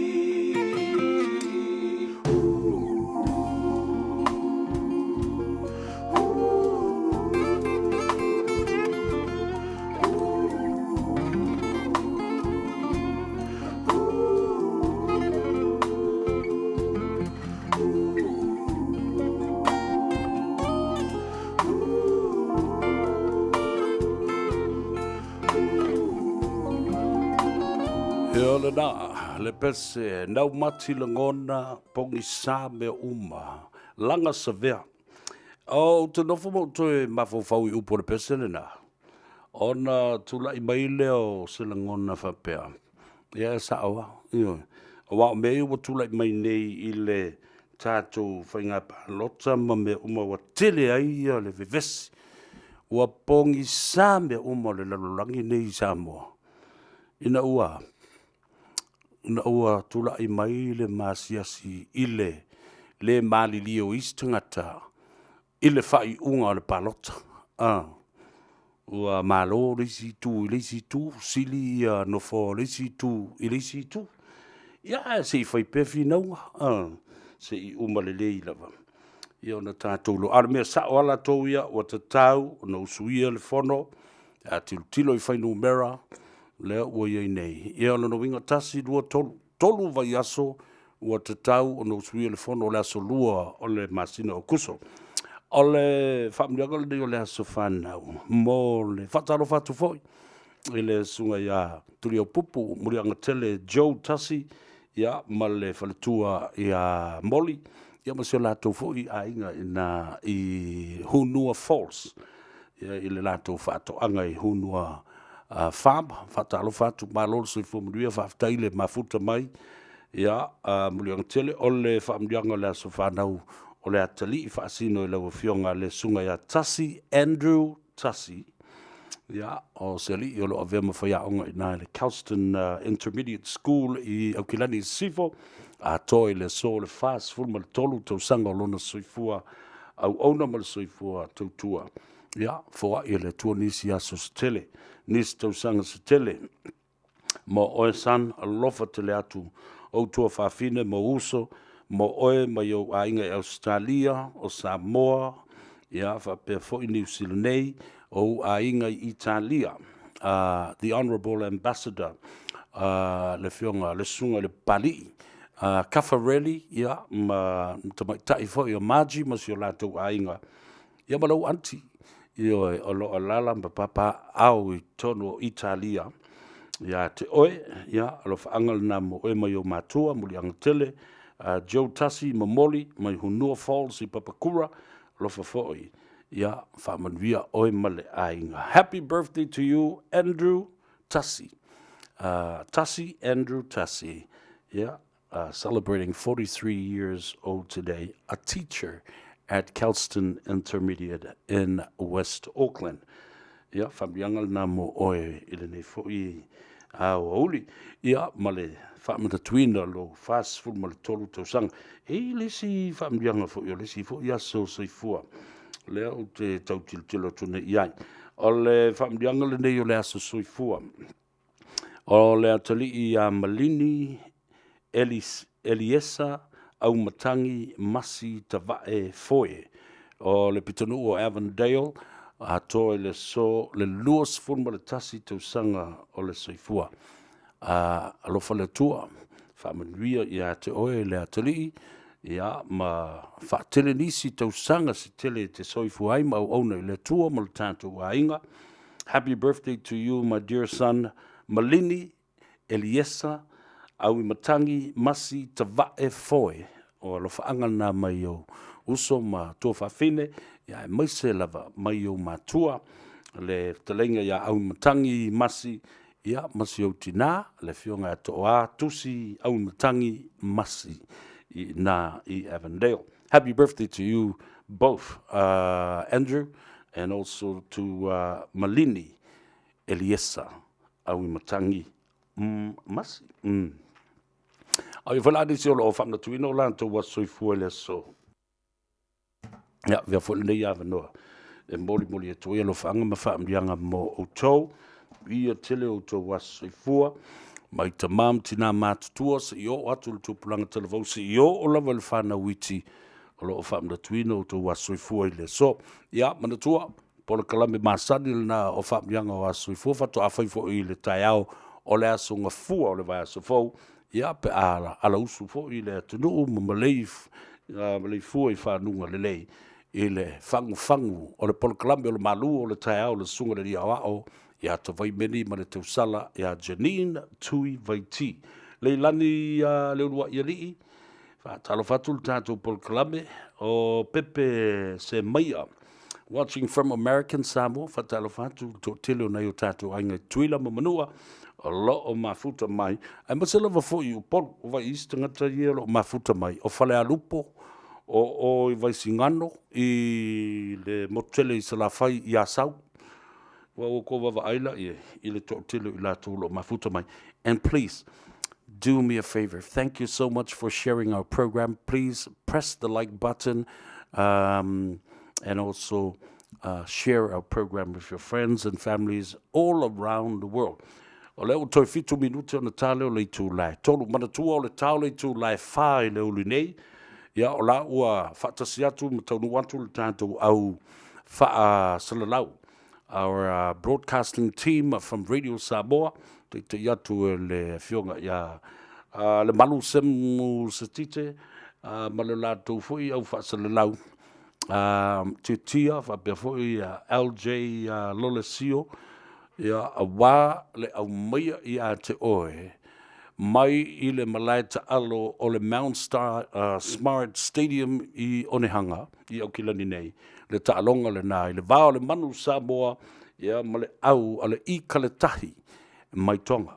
E mana tua le vai asona sei ma vai atu nei. Sa au mata lava ma le wha noa noa i le tūlanga sai ai ia le ta alonga le o le peleki ia matonga. Ia wa sila i ai o le nā au se lau monu tupu ai o le peleki. E le ai o se ai. E le i whaitau ai ia tonga. E ona man manunga lana i tu ai ngā tau valea masia si au o le Pasifika. Pe a le paleni le lei ia tūlanga o le tofinga o au. Ia matamata alo. O le tele la o le whaale tono le au tonga. O le mwhai o na malanga mai o nisi mai tonga lava ia. Ia ona mai la ia leo nisi i nei o le song ka alo solo i kalapu. Ua wha atoa ile au lea i kaletahi. O le au fili le nā tonga. International i kaletahi team. Ia o se vainga wha mui loto le nā i le ta'alonga ma le olpeleki. Le ai se skoa, se lau mon tupu ai talo sia. Ia manuia le tātou ta'alonga le fiafia nā nei. Ia o fo ini iai ni vevesi tu lai mai o tātou lava o le auso, Tonga, Samoa, o Fiji, ia a tupu le file mu, le fiafia nā nei, mai moa, ma mata, ma pati, tapu wai, ma le whaaloalo, ia ma le mingau. Io, ua fo i wala ausisi i le a fo i, e whaile nganga mai le fo i e whai, mai le kau kakala i ua fo, tō le ulu, kōre whai, soli le, wai wa ai, ale mea ngai ringa kupulu pisa. Tu sa pele malama tonga e te wala aulo wha pena, ia amata fo ina, o na langa ngona fo i o tonga la tau ia ma, aua fo i e te alu le malai. Mai alu ma ave le tala whasolo pito fo i leo tātou, i le teimi sa tātou nofo to i lalo ai ma nofo polonga ia tonga. Alu malo fina ngalo malama, wa umana aso. Alu ma le tō whale lei ma lau whau tu tanga poto, e te tausi ai le file mo, te lia i lo ma fau, le wha atu tupa o tātou e tonga i nawa i tau, ia i mafua. E whaia kua ukala i au ke lo lama kua langa i la ngongo listang swape ai. Koe wha mangaku mai fwere di i reo sa where mea ringa kupu le pisa a le peo la tatala le nama le wha alo. Awoni e toe mafu fau ma toe langa la ngona winga le nawa i tau. E tele mea tau o na maua mai ai, na maua mai fwoi ma le suafa mali e toa. Ina ua whai mai talo i whai i. Ina ua oi tula tala. Whai mai. Ia maa lori, tula mwhata. Ia ma autou o e na whama i te ina ia lea fo i le whaapo ina o tonga. Whama i te ina lau tau whaapopo. Ia lea whain. O le tāua fo i le nao lau tau nofo ma whaafeinu mātou o mātou ona nā te le ai. Ia o mātou le loa ai. Ia le teimi nau tau o so whai ei mātou. Ia ele ai, o tala tātou te tali e ai fo i ma fia. Ia, tau nu uai leo le toi ina o Savea. Ia, mamo ile upu le nao le tū vai lua. Ina ua finau tama, nao nau toi whamanatu ia toi tūna mawhata. Ia, a o nofo la fo le tamasi la tū fine. Ia, mamo ai loa, le ulua i mali atoa. Le mali atoa Savea. Ia le ngafa le nao le mali e tolo, so solo lava se i o mai i le so, ia ma ua ta ngafa ai i le tunu ua atoa, ua mafua i upu nei. Le toi au tala ina le whau o manai e le ngafa ai sea, ona o le ngafa o alo li i, ua so o ai Samoa. Ia, o upu na le nā mawaenga i le tai. Ia, ua te i tai, fo i le matiu pe i lo fatu. Te ua e tango atu e whaapose tonga, ai whaali ua le tonga, ma kua whaakukupa, ma whaakukolo oi o le malai. O lai kumu kaka. Ia, o kala fo i ka kuki kari i le nei a uli. Ai ona ingalo ia te oe sau vai o le ola. Kau ke pisa lele o sau le malulu ioe. Au mai maisi fa mai o le fulu o le fulu le mingau o le fulu le faalo. O fulu umanga o fulu fai konfiki e kasia tasia. Na le vai o le ola so swani au ke kale o falongua ka woki wa ka mole e mana o mia le vai o le ola. Talai ia meo ia tonu o mea fo lele wa levana na mango le meo le fatutale i tonu o le mama. E waku le ango kakala mai fafu. Tu lau le fafonga le tunu a winga tonu ana o le ano. Ia, wa isa o vai o le ola, mau le vai o le ola, ile olu o tasi, lua iwa fa fitu iwa, lua fitu. O le mea ngai ke text file mu mai ai, saanga e vidi meo le wharika ko polkalame. Ia au ngā le fatu, au ngā le toto maulunga, o le sela, o le kale, ia, ai le ngata fo i lea. Toi wha leo le tulango iei o tō tonga o ngaonga, tonga nei o le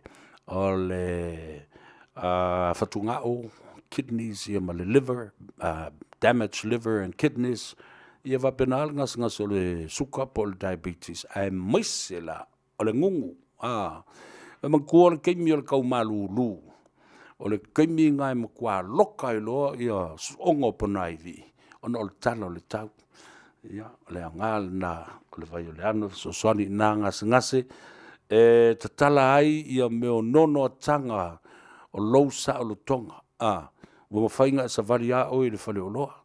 Whainga sa vali e kua oi i le fale ese po le fale ta ele tu lou le whaafonga le atunu. Awala tō tele. Pea o loa i na matua vevela le mai le o le ngungu. Ia, e oa i le meo le sa vidi o le matangi fo i le po le pai o le ia afu i lau tuli, o lau tuli vai, o lau tuli lima. O le lau ie. Ma le angiangi maali o le savedi. E te matua langona le ti ngā ma le maftianga. Pe o la ua pai a kusesi a o e tui lo mo o se mea ma ai. Tulo. Ai o winga na o le nanga ngasi isi le leanga. Alofa te lea tu mo o e vaisa o vai o leola. O lua tasi lua iwa wha fitu iwa lua fitu. Whai te alalai o tara a whiane il nai le whionga le saoli. Tuala tau wā tino tau pa u ma le whalitua i a peka. Ia, alo mawai na ile numerous fulma le tolu Lappington Road i Otara. Ia, mwhaina afe iai na, mawai lau vai. Ila tōlai papa toi, ia o nisi vanga o Tahuhu, o Mangele, ia whapena fo i Flatbush, o i Albany, whasolo atuai i Pamua, o te koa i nai le tina i a Talaleu, whasolo atuai Glen Innes, ia, ma Pamua. Ia, anga iane ina. Ia, e mawailau vai. Sfuma tolu, Lappington. A o ilai le tūle i Manurewa. Papakura, Puke Kohe, Weymouth, Glendon, anga iane i le tuafine. Ia, Olive, Malia, ia, ma lona hali i Aiosia, ia, pia fōle te maita i Mareta Sawanga. Male tina matua tausi o matu ainga nei na ile numera luas furma le lua Templeton Place. Luas furma le lua Templeton Place i Glendon to Antwerp Shopping Centre e mawai lau vai.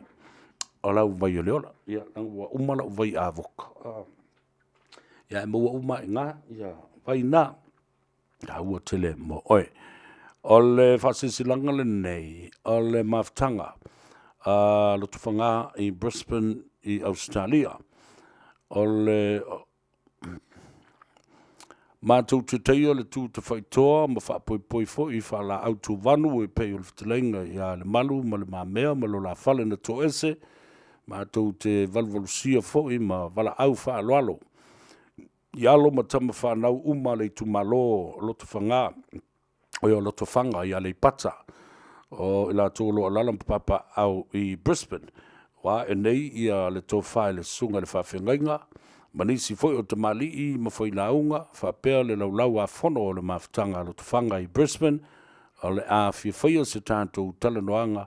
Ia po o se whontanga. Mō se whasoswani. Mō le a whionga i le sao whapito whia me Naomi. Le pāle mia whiliwhili o Samoa. whapea lo tātou nu, e loa lava le Israel moni, ia pe a te e lo wha malama, ia masilsila atu isi o tātou nu, na e soifua ma mātou wola ma iai.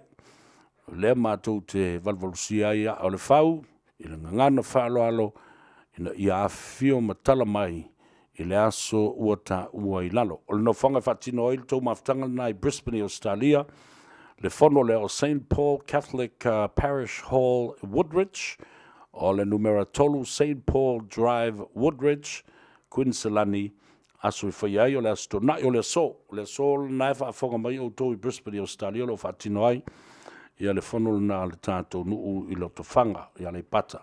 O le teimi a matai, o le vai o le teimi Samoa, Mris Famtalanga, o le itu la e valu i le taiao, lono winga o la ua amata le fono le teimi le nei, valu i le taiao, Mris Famtalanga whafso ta i le telefoni, o fa lima lua, tolu valu, tasi tolu, lua fitu.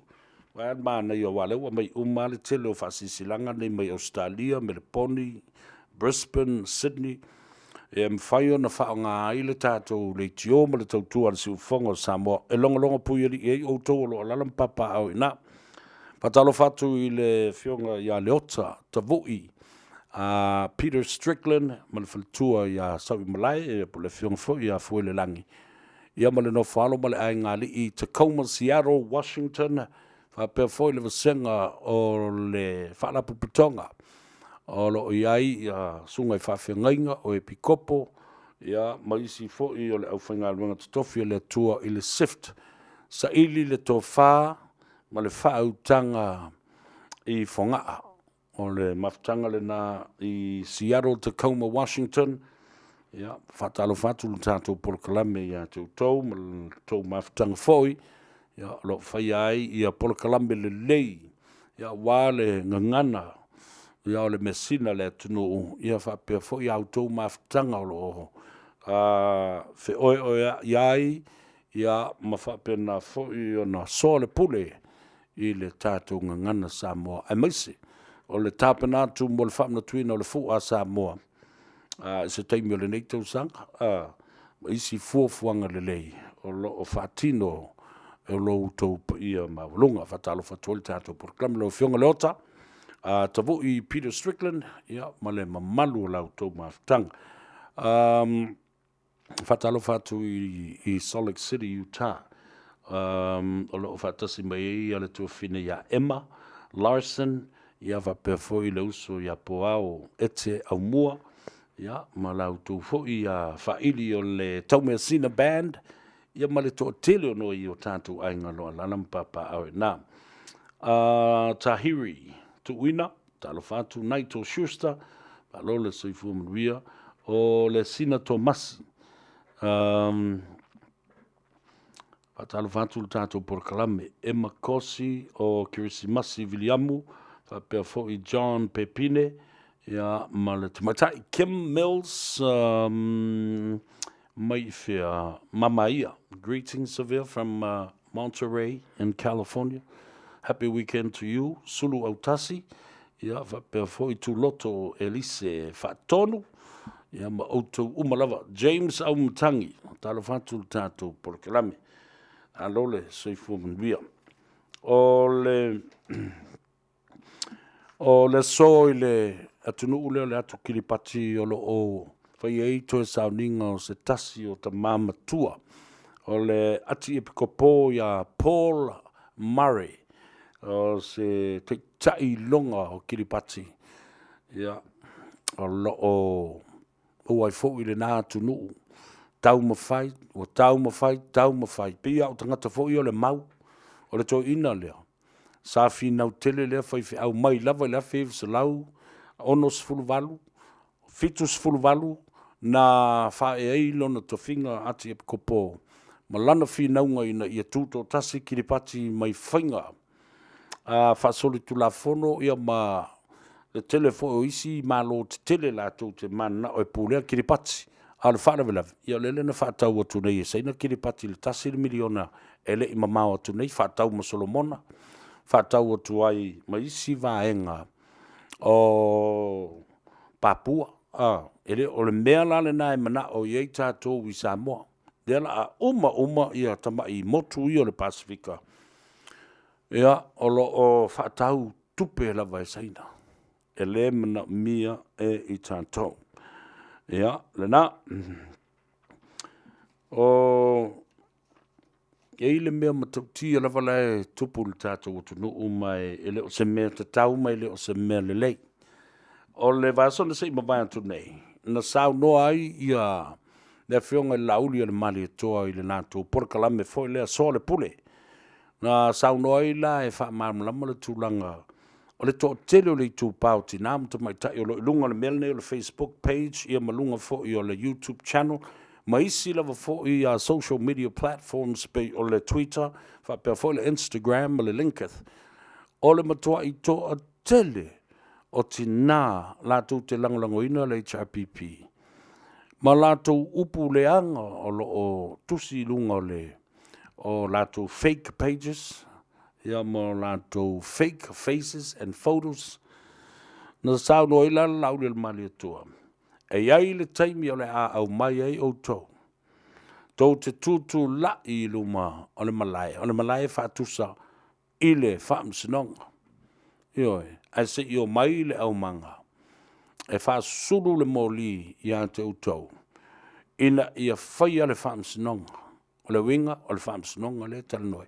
Na umana toi whaamāra malama mai le e la auli o le winga o mea umana iai le teimi e tali ai ta mai tai umala walu walo nei. Oka okai. A whai o le tō tele I o teine ma ta mai tai ma I tū pāo tina. La tū te whaia le mea o tustu singa mata ngā I upu māsua. Eo, e reni upu e vane. O matua I upu ka I 5 ka I se lau 5 kilo kalama le mamafa. Ona e lolea. O matua te lea le whaavae leanga le o tula I mai a Samoa. O whaolo a tau ai fu I le pare mia malangono o le tū pāo tinamu te mai tai. Ele iei ni o lātou langona whapena, wa langa, ma mi milo a tole le saunoanga lauli. E whai mamata upu whaapolo kiki ele elea mātanga winga mātanga.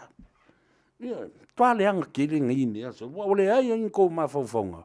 Nalana le no whatu nei upo le peselea, wa nau mati langona. E mafua isa, wa pongi sa mea uma. Wa pongi sa mea uma. Talu le masi yasi. Ina ua whaia ina ile palota. Na, upu sa o ele ni upu vane ai. Ma o upu moni man wha maori o lai tau te sila fia, ma sila iai ile tulanga lo iai. Le wha mautuina pea o no foe luas fulmane ono. E la auto luas fulmane 5 sa iai. Ia nā la ua amatana to uroi fo. Ile te minei o wha mautuina na o le luas fulu. Masalo, ia, ta ilo iai. Ai, le loa fo I unga ma taunu unga o isi whainga pālota e lau ile mai aso asau nei. O le mea matau tila le la tupu le tātou tunu u la songfua le la sau nei. Ne ua whaoso mai e tuila epa. Ia tinae o mai e sava vali. Ioi, ile atu nuu atoa. Ma whaaleanga ina ai ia le malo fau. Ia ma le saunoanga sa tau wha pula mai e la uli. Ina ia manino ma malama e leo se upu na whai. Ia se sila le tau tua lai whaine. La wha wheo na vai maulalo te mai tai o le atu le wha ea. I le fionga le sau wha apito ma isi te mai tai. Talia ina whoi ma le unga le wha msinonanga. Ina ia atoa, ia le ono on fo to mai tai. Au te matua ia wofu. Wa sa ili ava noa, sa ili tong fiti ma mi milo winga o tala. Ina ia whaolo a tau ai ma whaatupu alwe ves. A au lamala u tiu telefoni o le laufali. Au ale whaia le nā mea. Upsa sa o le nā watuen. Au ale whaia le nā mea. O leala, o le tutuina o le afilea. Leo fo i ua mafua ai o nā liali ane se tusi na tāpena ina e se sui o le ofisa o le malo au whaatasi United Nation Representative I lo latu ofisa tu tonu I tono o Samoa. E lango ai le nei mata upu whaatau waa. A leo o mimilo o whaima mea māta ngā mamasi asi iloma. to support HRPP's call for all women of Samoa to walk in protest against Lauli's remarks and statement last week. Kai maka ngā kele. O atu tangate momoli atu nei mata upu nei to ina. Le mea nai loai wa amata na susu leonge wa amata o na onge ma faufaunga. Ini tulanga le lei o le whaata o toina o ni tula fono. O le mea oi ai o le nā o le soli pala pea o i ungolo a matu le whaamsinonga. Ia, nā la ua mau e fo i la le ma le whaamtalang. La le fe au o le sui o le malo au whaatasi. I le o se Samoa, a la fo ua o ma ave i ai i le whaaliwina le ngana wha Samoa ma le and to twist and turn the misinterpretation of that statement, it was well said and it was well understood by everybody that doesn't have the intention to twist and twist until it bursts into something that it was totally innocent. Yeah, matua matanga telena.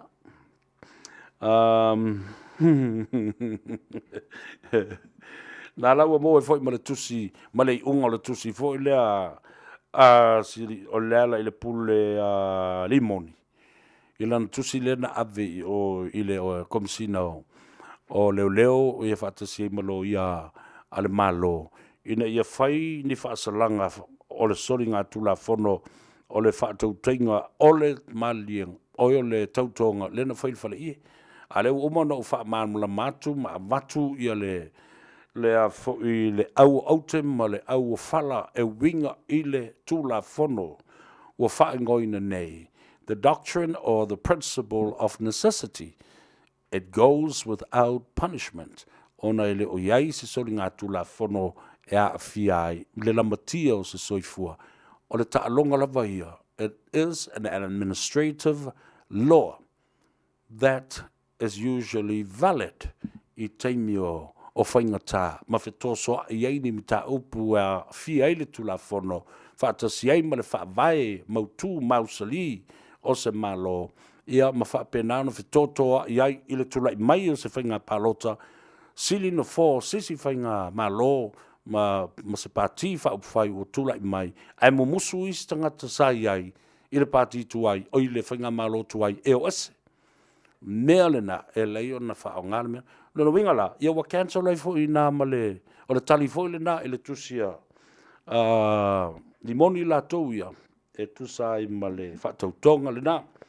O le atatu o e wawai fo I mai, sa ili se awala. Mase awanoa, tātou te toe tala noa ai. Mole taimi mole, I le sunga ia mani, ia po le latoli, pule foi. I le car for you. Whatalo fatu le sina Tomasi, John Pepine, or ina isi fo mai. Please do me a favor before I leave the hot seat today because of the live broadcast of our Manu Samoa versus I te Kalikahi. I Kalikahi from Tonga. They're playing to find a spot and qualify for the World Cup, IRB World Cup in 2023. So if you have the chance to go down to the field and to the stadium, go and give support and cheer our team down there. Yeah,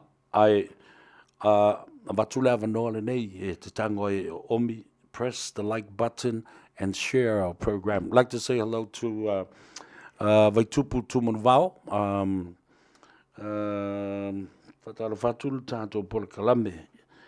Ya te oemale ainga inai Waipahu, Maltamata, your Doreen, Connie, and all your family in Waipahu, Hawaii. Ia lava le whaafonga mai I le nei fo I Vaiaso. Fatalo fatu I le tama le nei ainga. Te leinga le vea. Tu manuvao, tanga loa matua muritalo. Pale a sina la olu. Te o matavu I o lo whaafonga mai lo matu ainga ma le whale I motaa. Ia, whapea foisi o mātou tina. Ia, whatalo whatu ia te oe le tina whapea fo'i lo tātou ai ngā toa o mwhai ona maua le awanoa e whaafonga mai ai ia ma sila fo'i i ngā ruenga o lo whaatino e ala tuai se tautua o whaatau waa e lo tātou tino ma le whaamui moe o lo manuia o tau ia ma tāpena fo'i mo le sapati i le aso atai au whaatalu whatu na i o tātou ai ngai Australia whatu i le tuafine ia pue o malo ia ma le sunga le epekopo ia iopu foua ia whapea fo'i le talenga so alo sone ia ma le tuafine ia sanga ia sone lai titi ma le tamaitai o Celine ma si o tau fo'i ainga talenga ia so alo vailuanga ma whaulu ma le whanau ia whapea fo'i ia le talenga ia so alo whapale so alo whapale ia ingali i peito maleifi ia malo ma le uso ia paulo leu ia mana ia tau whandau o lo tau mafuta ia ma whapena fui o na tau tua le tātou ainga i Samoa ma nino vai tupu whamea e sa oile pesi o pongi Savea uma ile mas yes John Pepine whatalo whatu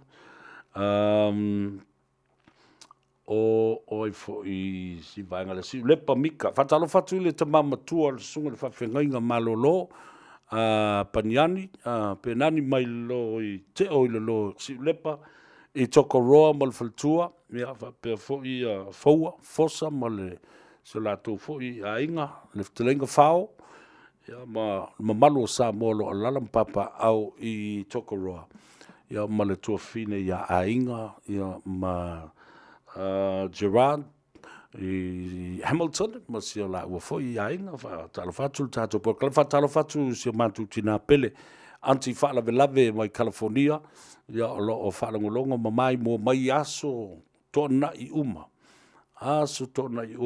ia fa pe foi le tuafine ia pua fala ho kam la ulu talo fatu tina fala velave fa mo lo mo malos lo alo fatu yo ainga nei va pe foi la vemba fa pale mai Samoa ia ma le atoanga lo wiva sulta usanga le lava yaso wa tuuna yatu ronda talo velava ia va pe foi tusi tavae o tawalai parch o Naito Schuster ma le to tele o lo mafuta mai Laurie Watson watching from Canada and others watching from Anchorage in Alaska. Nettie South Charles, alo lava le soifua manria. La tata wo, e tale pese, e alofa tuai ia te utu umalava. Ia kako malo loa ngere ka o le wha. O le a sau le tatu ta alonga, ua o ilunga o le lima se lau like, ia po le ono se lau fo i lau like, and your sharing of our program around the world. Fatalo fatu i le mamalu o le vasenga i ali i mtamaitai fita o le malo tele o Amerika. Whapena fo i New Zealand nei. E au fi ai maali i mtamaitai o le malu o le malo. Le ua whaalongo nei ua fio mai ia le fionga fui awai lili i ken Kyle o le tātou komisina le nao leo. Olo o ia i Samoa peita iane ia olo ua suitulanga ai ia le tamaitai o papali i Mona Lisa Keti ia vea makumsina i le nei taimi ia au to sea ia fui awai lili ona oni a fautuanga whaafo mai e te tau na sau i New Zealand ia e wa aia wha leilo na soifua maloloina. Te leinga vaina lepa mano le uli mano talo fatu ia te oe ma le filitua ia taimano finau o mara filo va pe foi sa sali tu lima lol se fu manria Khalifa Crowley loli le fatasi mai le tatu por clamel nei aso ia va pe na foi o tu uma na yo tatu ainga o lo o fa no longo mai iso o se vainga lava Australia Brisbane Sydney Melbourne Townsville Gold Coast va pe na foi la to ilunga Darwin ma i Kalgoorlie to Wumba ma i lantou o le ono nofo nei i le tui sifo Perth in Western Australia. Talo fatu tātou polkalame. Ia te utou, ia ma le tō telefo i o Samoa ua usu ngafa i meo ia fo i meo apoliki ia mo lona nofo i le taulanga ma le apoliki ona o lole itua ave lole o oe e le apoliki e kouke ngofo i o le me fo le lo Alice Springs o fo meni apoliki le fifia ke le ngofo le kaulanga o masanu ia latou i le o itua i le me spa mo kankalu ko ala pea o manu uma o le tumanu langa i la lata i ai ia o na la o to tele na o ia sta mai ta yo le tatou tunu ua fai e yo latu ainga ia ma ua fa pena fo yo na fia lava o masani ile me le ola fa le natura fo ile ile o se fa mai ma ia tangata ia no ane le talo ila lo la au ia suasu ia se vai ia pe au mai fo ia se kamela fo oila fo le mo kengalu so fai se a fo fai sanga fa miang ua fa pena te tonu tangata il meo malusi anga e maua mai mene i o mea ola. Mea whale natura. Ia o mea na e maua ele manui.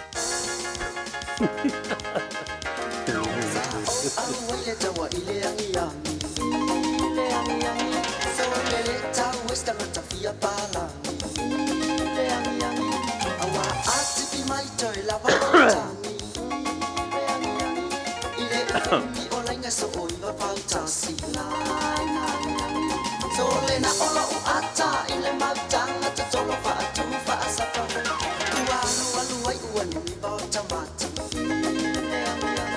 o te tau lei lo atu ai se tamata para te pato pena te tongi ini ma bota vai wa te toso ua masila ula lesi ya fo I sala elu ato mumu ile ala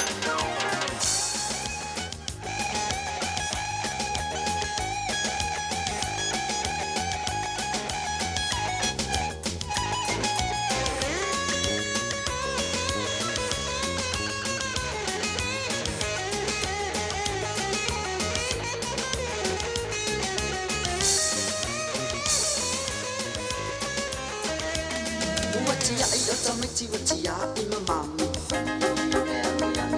ona le ave tala ole angi mai ele tau yo se papalangi na o tama tolo unu e pegoni a fatasi eu sule tai au ato e po I mai wa momoe uma o au kilani se wata fia mawaina mai ole papalangi ia ulu ai tato o le angiangi Akilani se ilonga pu e mai e fue se papa fai Papalani o ana whainga ia wa e vai le lalolani Papalani pa atali nei oe ole asu e oe I whapanua o le lalolani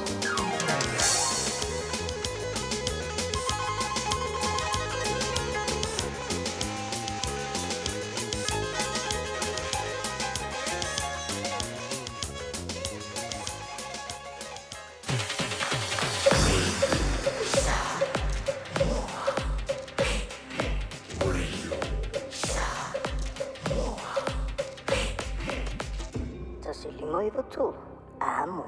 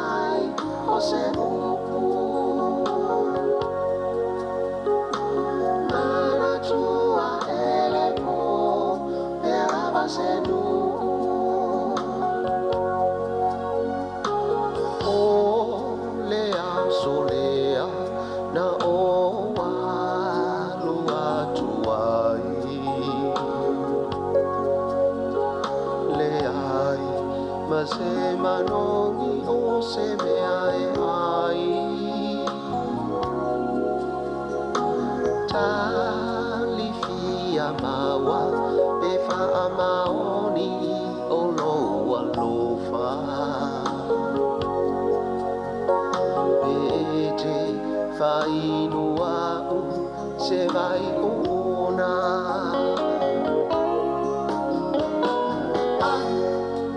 Fai lava e ai ni o alofana. Se i faali ui se teni tala. Tu si mai ai se upu fama fana fana. Se i fai mafetu fasino ala.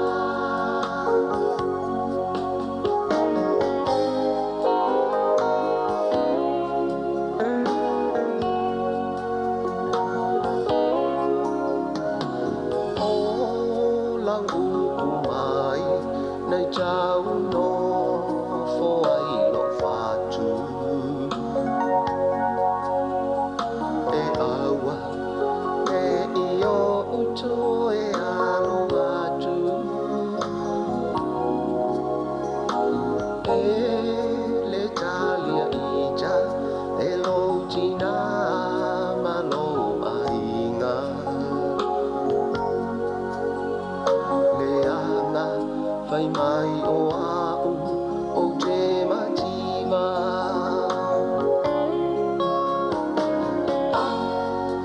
Fai lava e ai ni o alofana. Se i faali ui se teni tala. Tu si mai ai se upu fana fana fana. Se i fai mafetu fasino ala.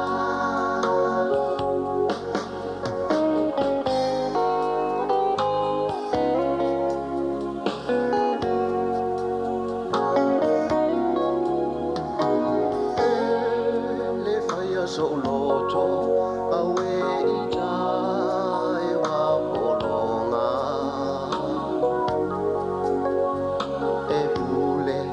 e pule na marau a fionga fo i whanua malo unei loto wa mafatia. Oi lo'u nei whanonga wale talia.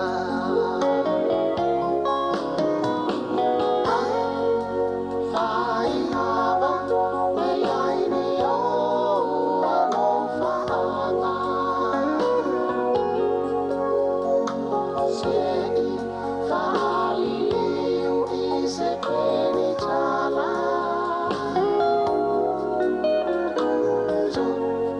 Si mai ai se upu fana fana fana. Se i fai mafetu fasino ala. Se i fai mafetu fasino ala.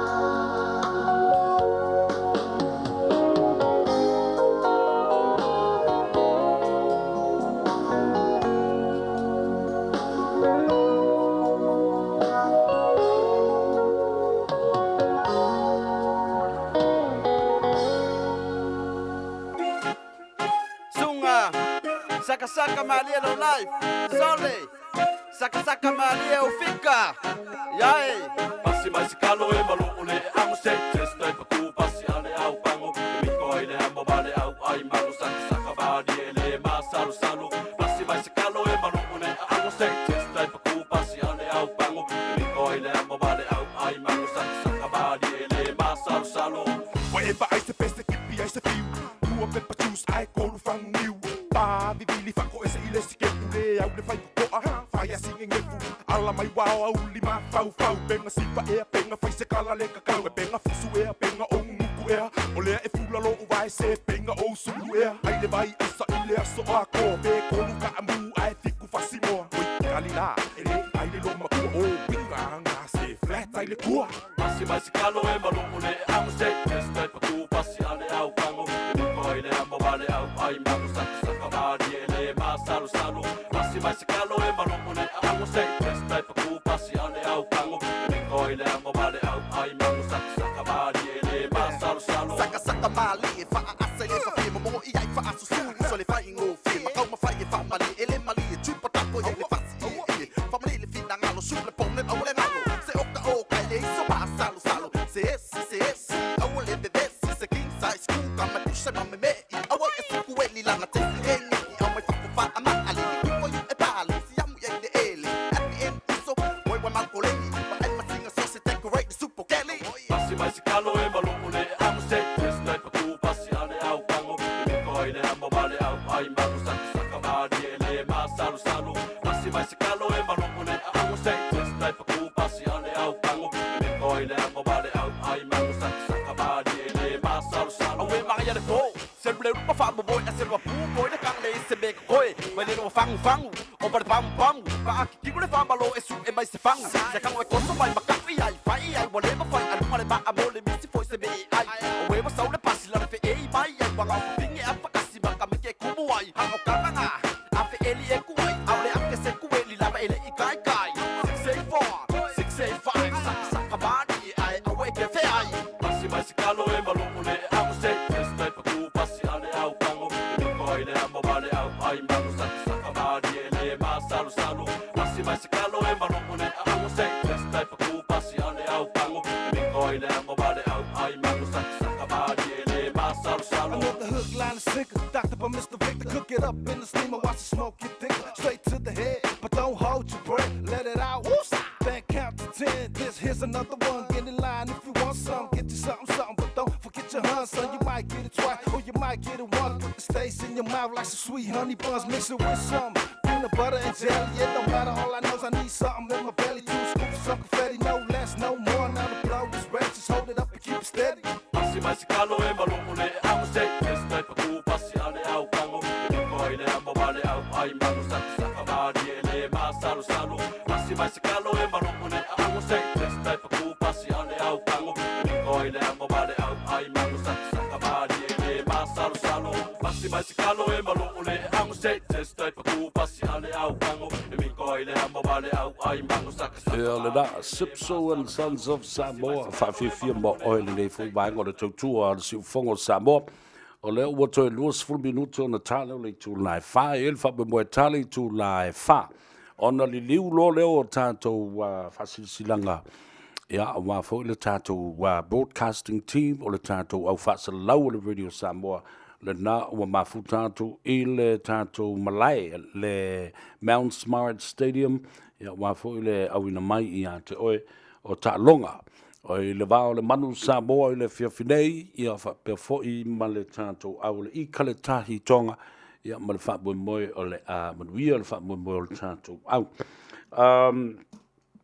fatalo fatu le pa ia maulunga le tato tunu o lo to te le lava i lato o lo o vala au mai mo sili mai i le tūlanga lo i le fa bo moi o le kalesia Yesu Kiriso la pia sunga taima le fa amna tuina o le fitus fulu tausanga talu o na fa vai ia onga mawe lunga nei ma onga la iti tau a mata tūlanga lua ale au nanga mo le tutua nei e kalesia o ngā ia Samoa no le kalesia nei e le whaatauanga vale pe whapena fo i le tūlanga whaelonga tangata i so o se e kalesia nga whape fo i tūmaanga masani ai i meo whaarawe lawe whafosei whaale natura e whaasafua lo na alofa mo lo na angalelei i e kalesia umalawa mātu ma nuu te tasi mai tūmalo o le whamna tuina la o le fitus fultausanga o le fiafiana nei o le whi na i le nofuanga o le kalesia katoliko whaftai le kalesia katoliko tali mai fo i le mana onga o le kalesia mamona ia malo lātou wha moe moe le ivas full ma le fitu Galway Street 97 Galway Street Galway Street o ne hanga whaafsanga i le lea ma le dress mart fo i lele o ne hanga Ia, na, e whaingo whiu no su e oe. Ia, oe nā la poto maulu whao, iai ia onga. O e nā onga I malai la. O e nā onga I le lau mua I sauni atu. Ia, o e la tau nā onga I whewho I wherisia onga le sai malai la o sauni atu o I nā vu I vai vase. O le a onga I pesenga le kolisi ma le no whanga tūtu tonu. Ia whapea fo I le a onga I vailu utai. Ia sa to telefo ia sa o tawina I vailu utai. Ma le a onga mawalunga ma le kolisi vaiola. Tapu ele. Ia, o nā la ele tu la e fitu. Le fiafia nā nei. Piu ma le ongo e ngau kakala. O le hor tele ali nā le kalesia. Katoliko. Ia o le nā ua ulufao iai ia ma ofo iai ma afio iai ia le tō tele. O I lato e langolangoina le aso whanau. Fetus fultausanga o a onga uma ale kolisi o Pesenga po le Church College of Western Samoa. All the other leading little schools in those days, kindergartens, intermediate, as well as colleges. Ona tatu se milelas whanau le tō whine ia Tangaloa. Tangaloa Sina Albert from the Tuina. Oi hafo I kaungaloa kuia le sofa le afo le last name konga la kenge. Le fionga Tangaloa Sina Albert hafo. Whailanga fo ilo nā soifua I le afiafia nā nei. Ia, nā ua I loa. When we are tele lavaloa so whanau sister. Anga leile tua ma whao poponis tau sanga stele e ke ingu ma e kifa solo ai. Alofa tele mo oe e ma rei fo ile atua. Ile masau o lo vai. Ile fiafia nā nei. Alofa atuai I atoe I leo so a pali I la tufale. Ia mal whanau ma le ainga whapena fo I siauto lua. Ia Albert Hafo. Ia, whapena foi lo tuangane a Savea ma le mafutanga a le tātou nu. E peo ne iai I le fionga muango tia, Lose Tomniko, le fionga au paau, talenga au paau, Peter Tomniko. Ia, ma le toa te le lavo na yo uso, ia lulu, ia ma siu tau tina foi. Talo fatu. Ambalo le soi fomnia ia fa pe fo ona family atu lo waso fa na la ka ko kase pesi mo lo pese le so lo ko va kulisi o kala mali ale la ke fiu foi akala o kala le fa ku sau na lo va Samoa wa ule ne yo kas futialu a wal sui ale ngila wa le kio a eva mai ina se fudu lima iva kolu amo Radio Samoa bevela Sole Eva maila fale o le la faye le kako paki ma iwas kako fagu fa manga le aso maluma o le bo malulo ina lume safai pasima sina fanu malu fa ai lutino uma vai langona le fia ai bala anta mai tie o mai sei pumai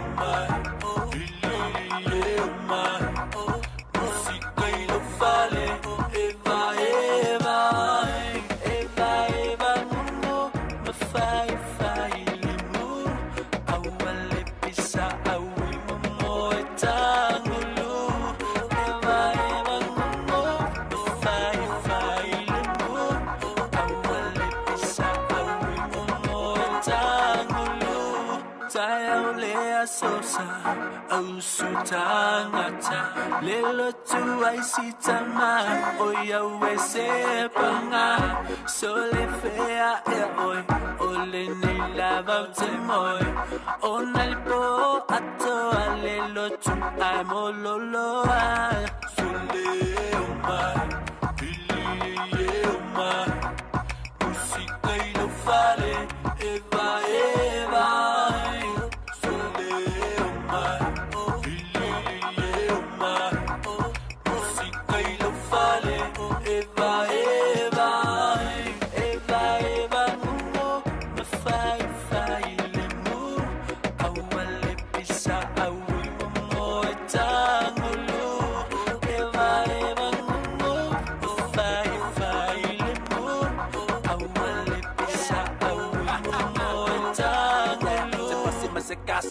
se lua, ama se kolu, ama se fa. Tu uso la vananga kumo, mua ovalo nga se sone uso la vaiel nga valea kumu ye me fapea. Pili male ko matua ai le katia ai siva o nga pese me valea.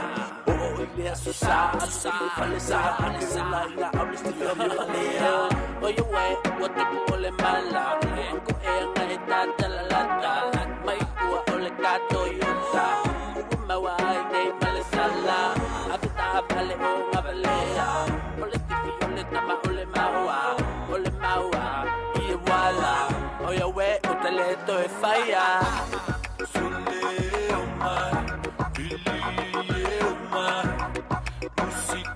Ya ole na le whawhiwhianga mai le Eva ngu Al Johnson New Samoa mai le talo whalawa i le wawa i atu lea i le mea leo le atu lai mai nei Samoa ma nai whawhine o tina ma whaletua ma tausi o le tu pao ta mai tai o aunga whapai o sa'oao le foi la toi whai i le mea lena whai i le whaavalea ina o i lato.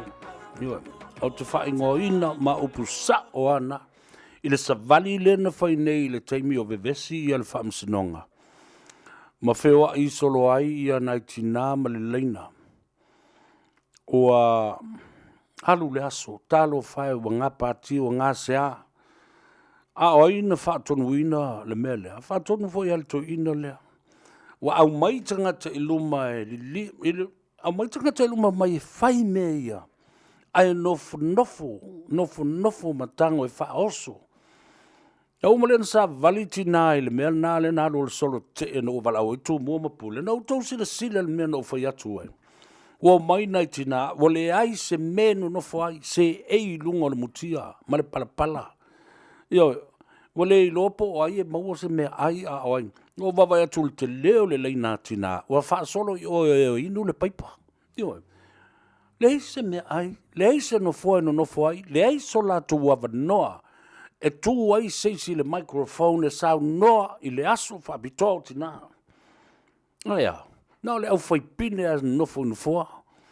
Ma e tau ma mafa. Io no mai le vava o le fa tau tu mua ma pule ma. Ma le siva loa. Matanga. Ala e o vivi i fe mai o le whainga nao. Tu maanga whapea. Ata apea o le ise launga. Mea na i loa ai. Le mata ngā te lo na mele o whatu la utala o lupu sa o lava. O le matai launga foi. Ioi. I le tau vanea ma vanea i mana ne se upu le nā mea. Ai la u wha soa ma le tilo ma le lofa i ai. Ia tā mau popo le ia pule e ono se la whai. Ai mana tua foi. I le i tau au whai ato i pule langa e luas fulu ono. Ia no fōa lai se e iai ia le fast. Mea e ta ua pule lai te tonu i nā. Io e mai no fōa o mawana. E le ai ma, ni nai ta mai no fōa na malo i le chapipi. A o no fōa o mo pule ona se la whai. Na apo ma ave uma ma wha mautu i nai no fōa ma avanoa. O le fast. Lava whelan wha mai o pula. Ae na mau popo lava le latu wha. Tau ma le latu sivaloa. Whai le latu lau. Ia me lai. Le ala o tala noa tu nei tina. Wa whaoso tina o e whaile la tu sol te au tau whaafonga mai. Tina umai Samoa. Whaafonga mai ma oe lesi o tua whawhine pele lo loto le. Tau la mua te ita ingo tina mta mai ta ile i Samoa le chapipi. Leo o whaatu nei. Nofo le lei o e whaise mea ai alto ina ma lo matua.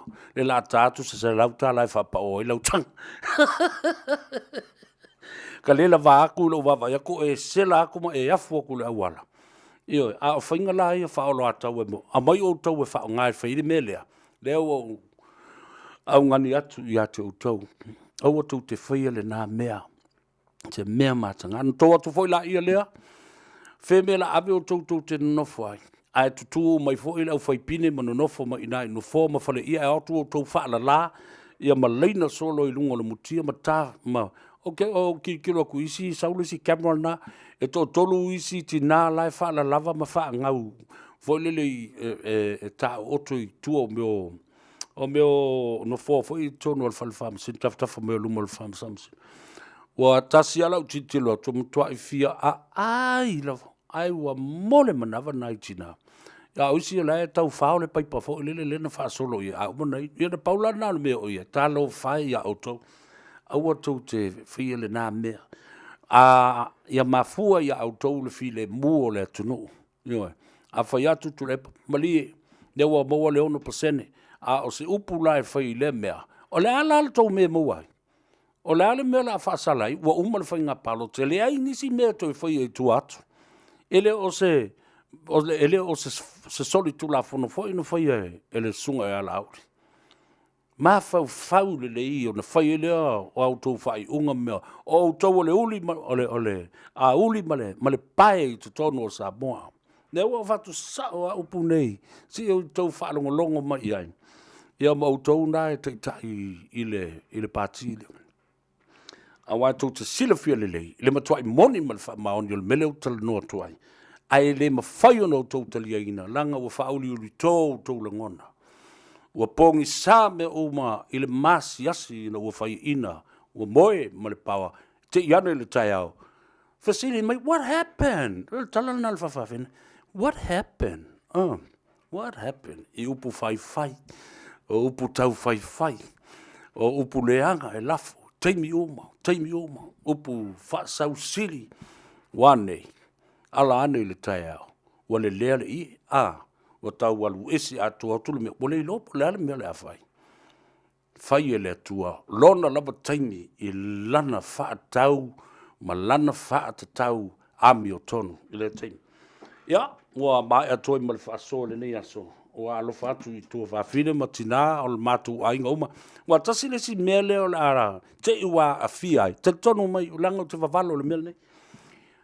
E o mai le taimi e whai e se whaatanunga e whaurulunga o matanga luenga o lo o iai tina, whaurulunga fo i o matanga luenga o lo o to o tele ai tina, tūnga luenga le atunu u le asole nei, ai o mai e o e sāwa vali, ina ia wha mautu ina lea, lea le mau e whai le mea lea, tia inga luenga, ai le o e tautua le atunu.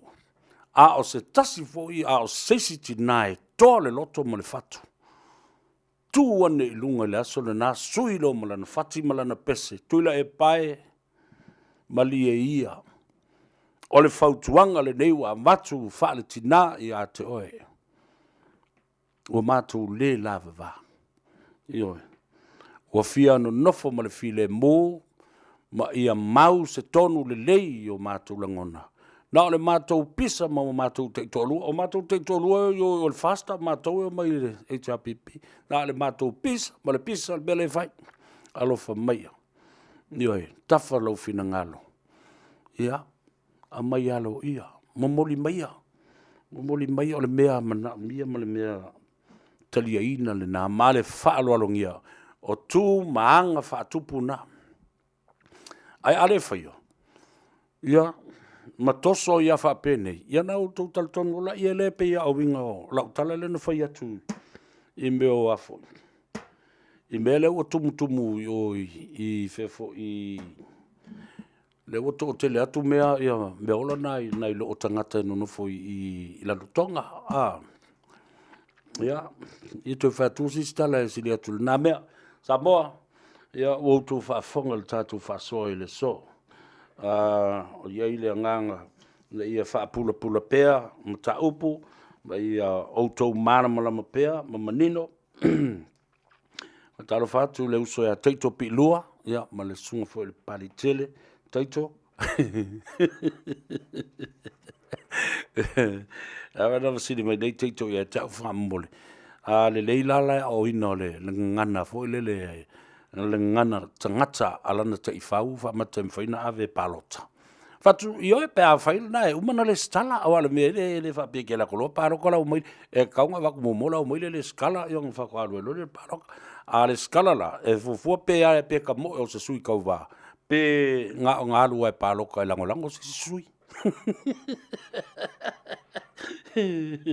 wa o le me na e o ye a mi milo mai o e tule pa isi me ia o kang fa mi milo isi me matato talie ai matato fia ia matu mali e fuai le ngona ia whaingatā mati ngā o mea o iai le mautonu o Samoa. Talu ai a tangata nei ma lātou whainga whapenei. O whetoso iai ma le mautonu le tātou atono. Katalo whatu J.B. Williams. Alo lava sui manuia. Wans Sawi from Sydney, Australia. Ia whapena fo'i ti whamuina. O liva taula papa. Ta alofa lava malo sui manuia. O le sia o fasili le nā. O le ale fe au o le tangata lea o le sui o malo au whaatasi. The United Nations representative in Samoa. E oso ai i le vā lea. Oi fo i le ua au mai lea tangata e mai sana tusi e a mai whaapopo ai le malo si anga o le maule atina. O leo te talo tina malo utua fafine. E lawi lo i a Samoa mai o lona talitonunga. E ta uole maule lato maule le o talo atu ilunga le. Ai. E alu uma me whapolkiki.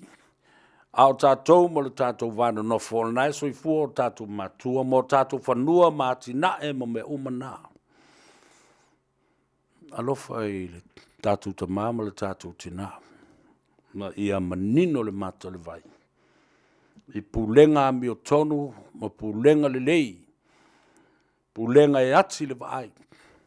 Accountability ia tau au ngā ina i tātou, ma outou, ma i lātou e whaia le malo. I mea e whatino a iaise me whale tonu, a wsili atu e tali mai, a leo wsili atu a alofanga i lea mea, toi whawane les tu la fono. Transparency e masani no outou tala noa so ai. Ia ati, mama nino le ai, leisi ata te lea lai tu atu le mele na whainei. And good governance. Ioe. Wa matua i pala ana upu le lota so, ma soli so, ma whai so. Aia, le ma whai. A o isa ui upuna. Ia, te le tau whai atu. Good governance. Fausio ni tula fono mana o mia. Tula fono le lei male ami o tonu. Tula fono sa o ni e manuia ai tangata lau tele uma. Ai le na o se vaenga o tangata e fesusui, ma fe pei i atu, ma tau i au tau au, ma lo pito i e. Ia, le langona na whaalalo sa moa i le whaafonga mai nei fiafi, ma tu fo se tala whaafo i mai upo o Savea, i ha Savea, ia, i eise mea o ngā, tau fiofi ma mau. Se mea e whaale tonu, ia whaasola i nuu le ai ngā, ai anga le lei, le tua, ia, whapea foi o na vailua tusa so tātou manuia, ia manuia tele le tamu whainga le tātou au le manu Samoa i le fiafi nei, tātou te talo whaatasi, ia manuia lo tātou o tunu umala ngase o malolo i aipea. O wao lea ia te tau le nā ale tangata, e whasoa ai, whailo i le lalorangi, male atunu, ma o tau o lo o iai te tonu, o lo o filo ma loto lo to iai menei, wa leo na tupu le vivesi, ma le pisa le tātou. Tunu a whaatun whamaila i tātia mai a mātou. Tātia mai la tātia so o atu ia te utou, tau te lebe whaiona utou whaias tonu, ai mai se a ia le tulanga lo iai ia tula e pala tau ia ma. Na whawhia, o le sila le atua, wa whiu e te talo.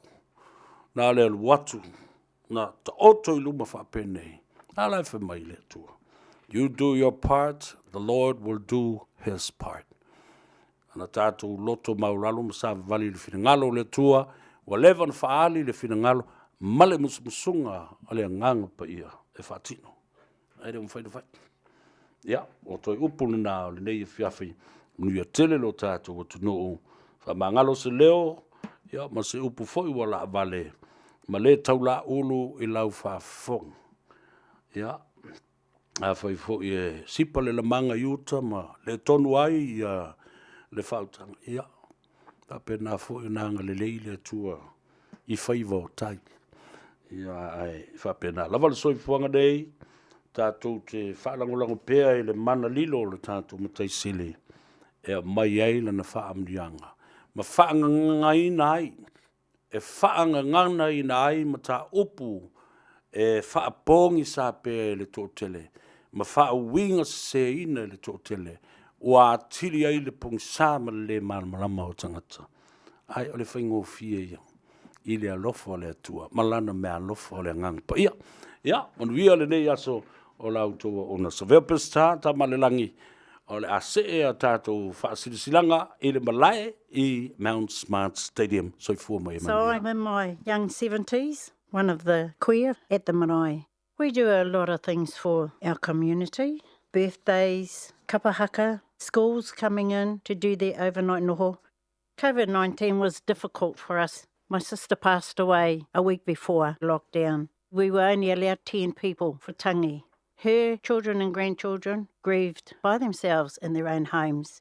When everyone gets both doses of the COVID-19 vaccine, the important traditions like tangihanga will be able to just go ahead normally, allowing families to do what we normally do. For marae representatives like Hinekahu, the stronger our immunity, the greater our possibilities.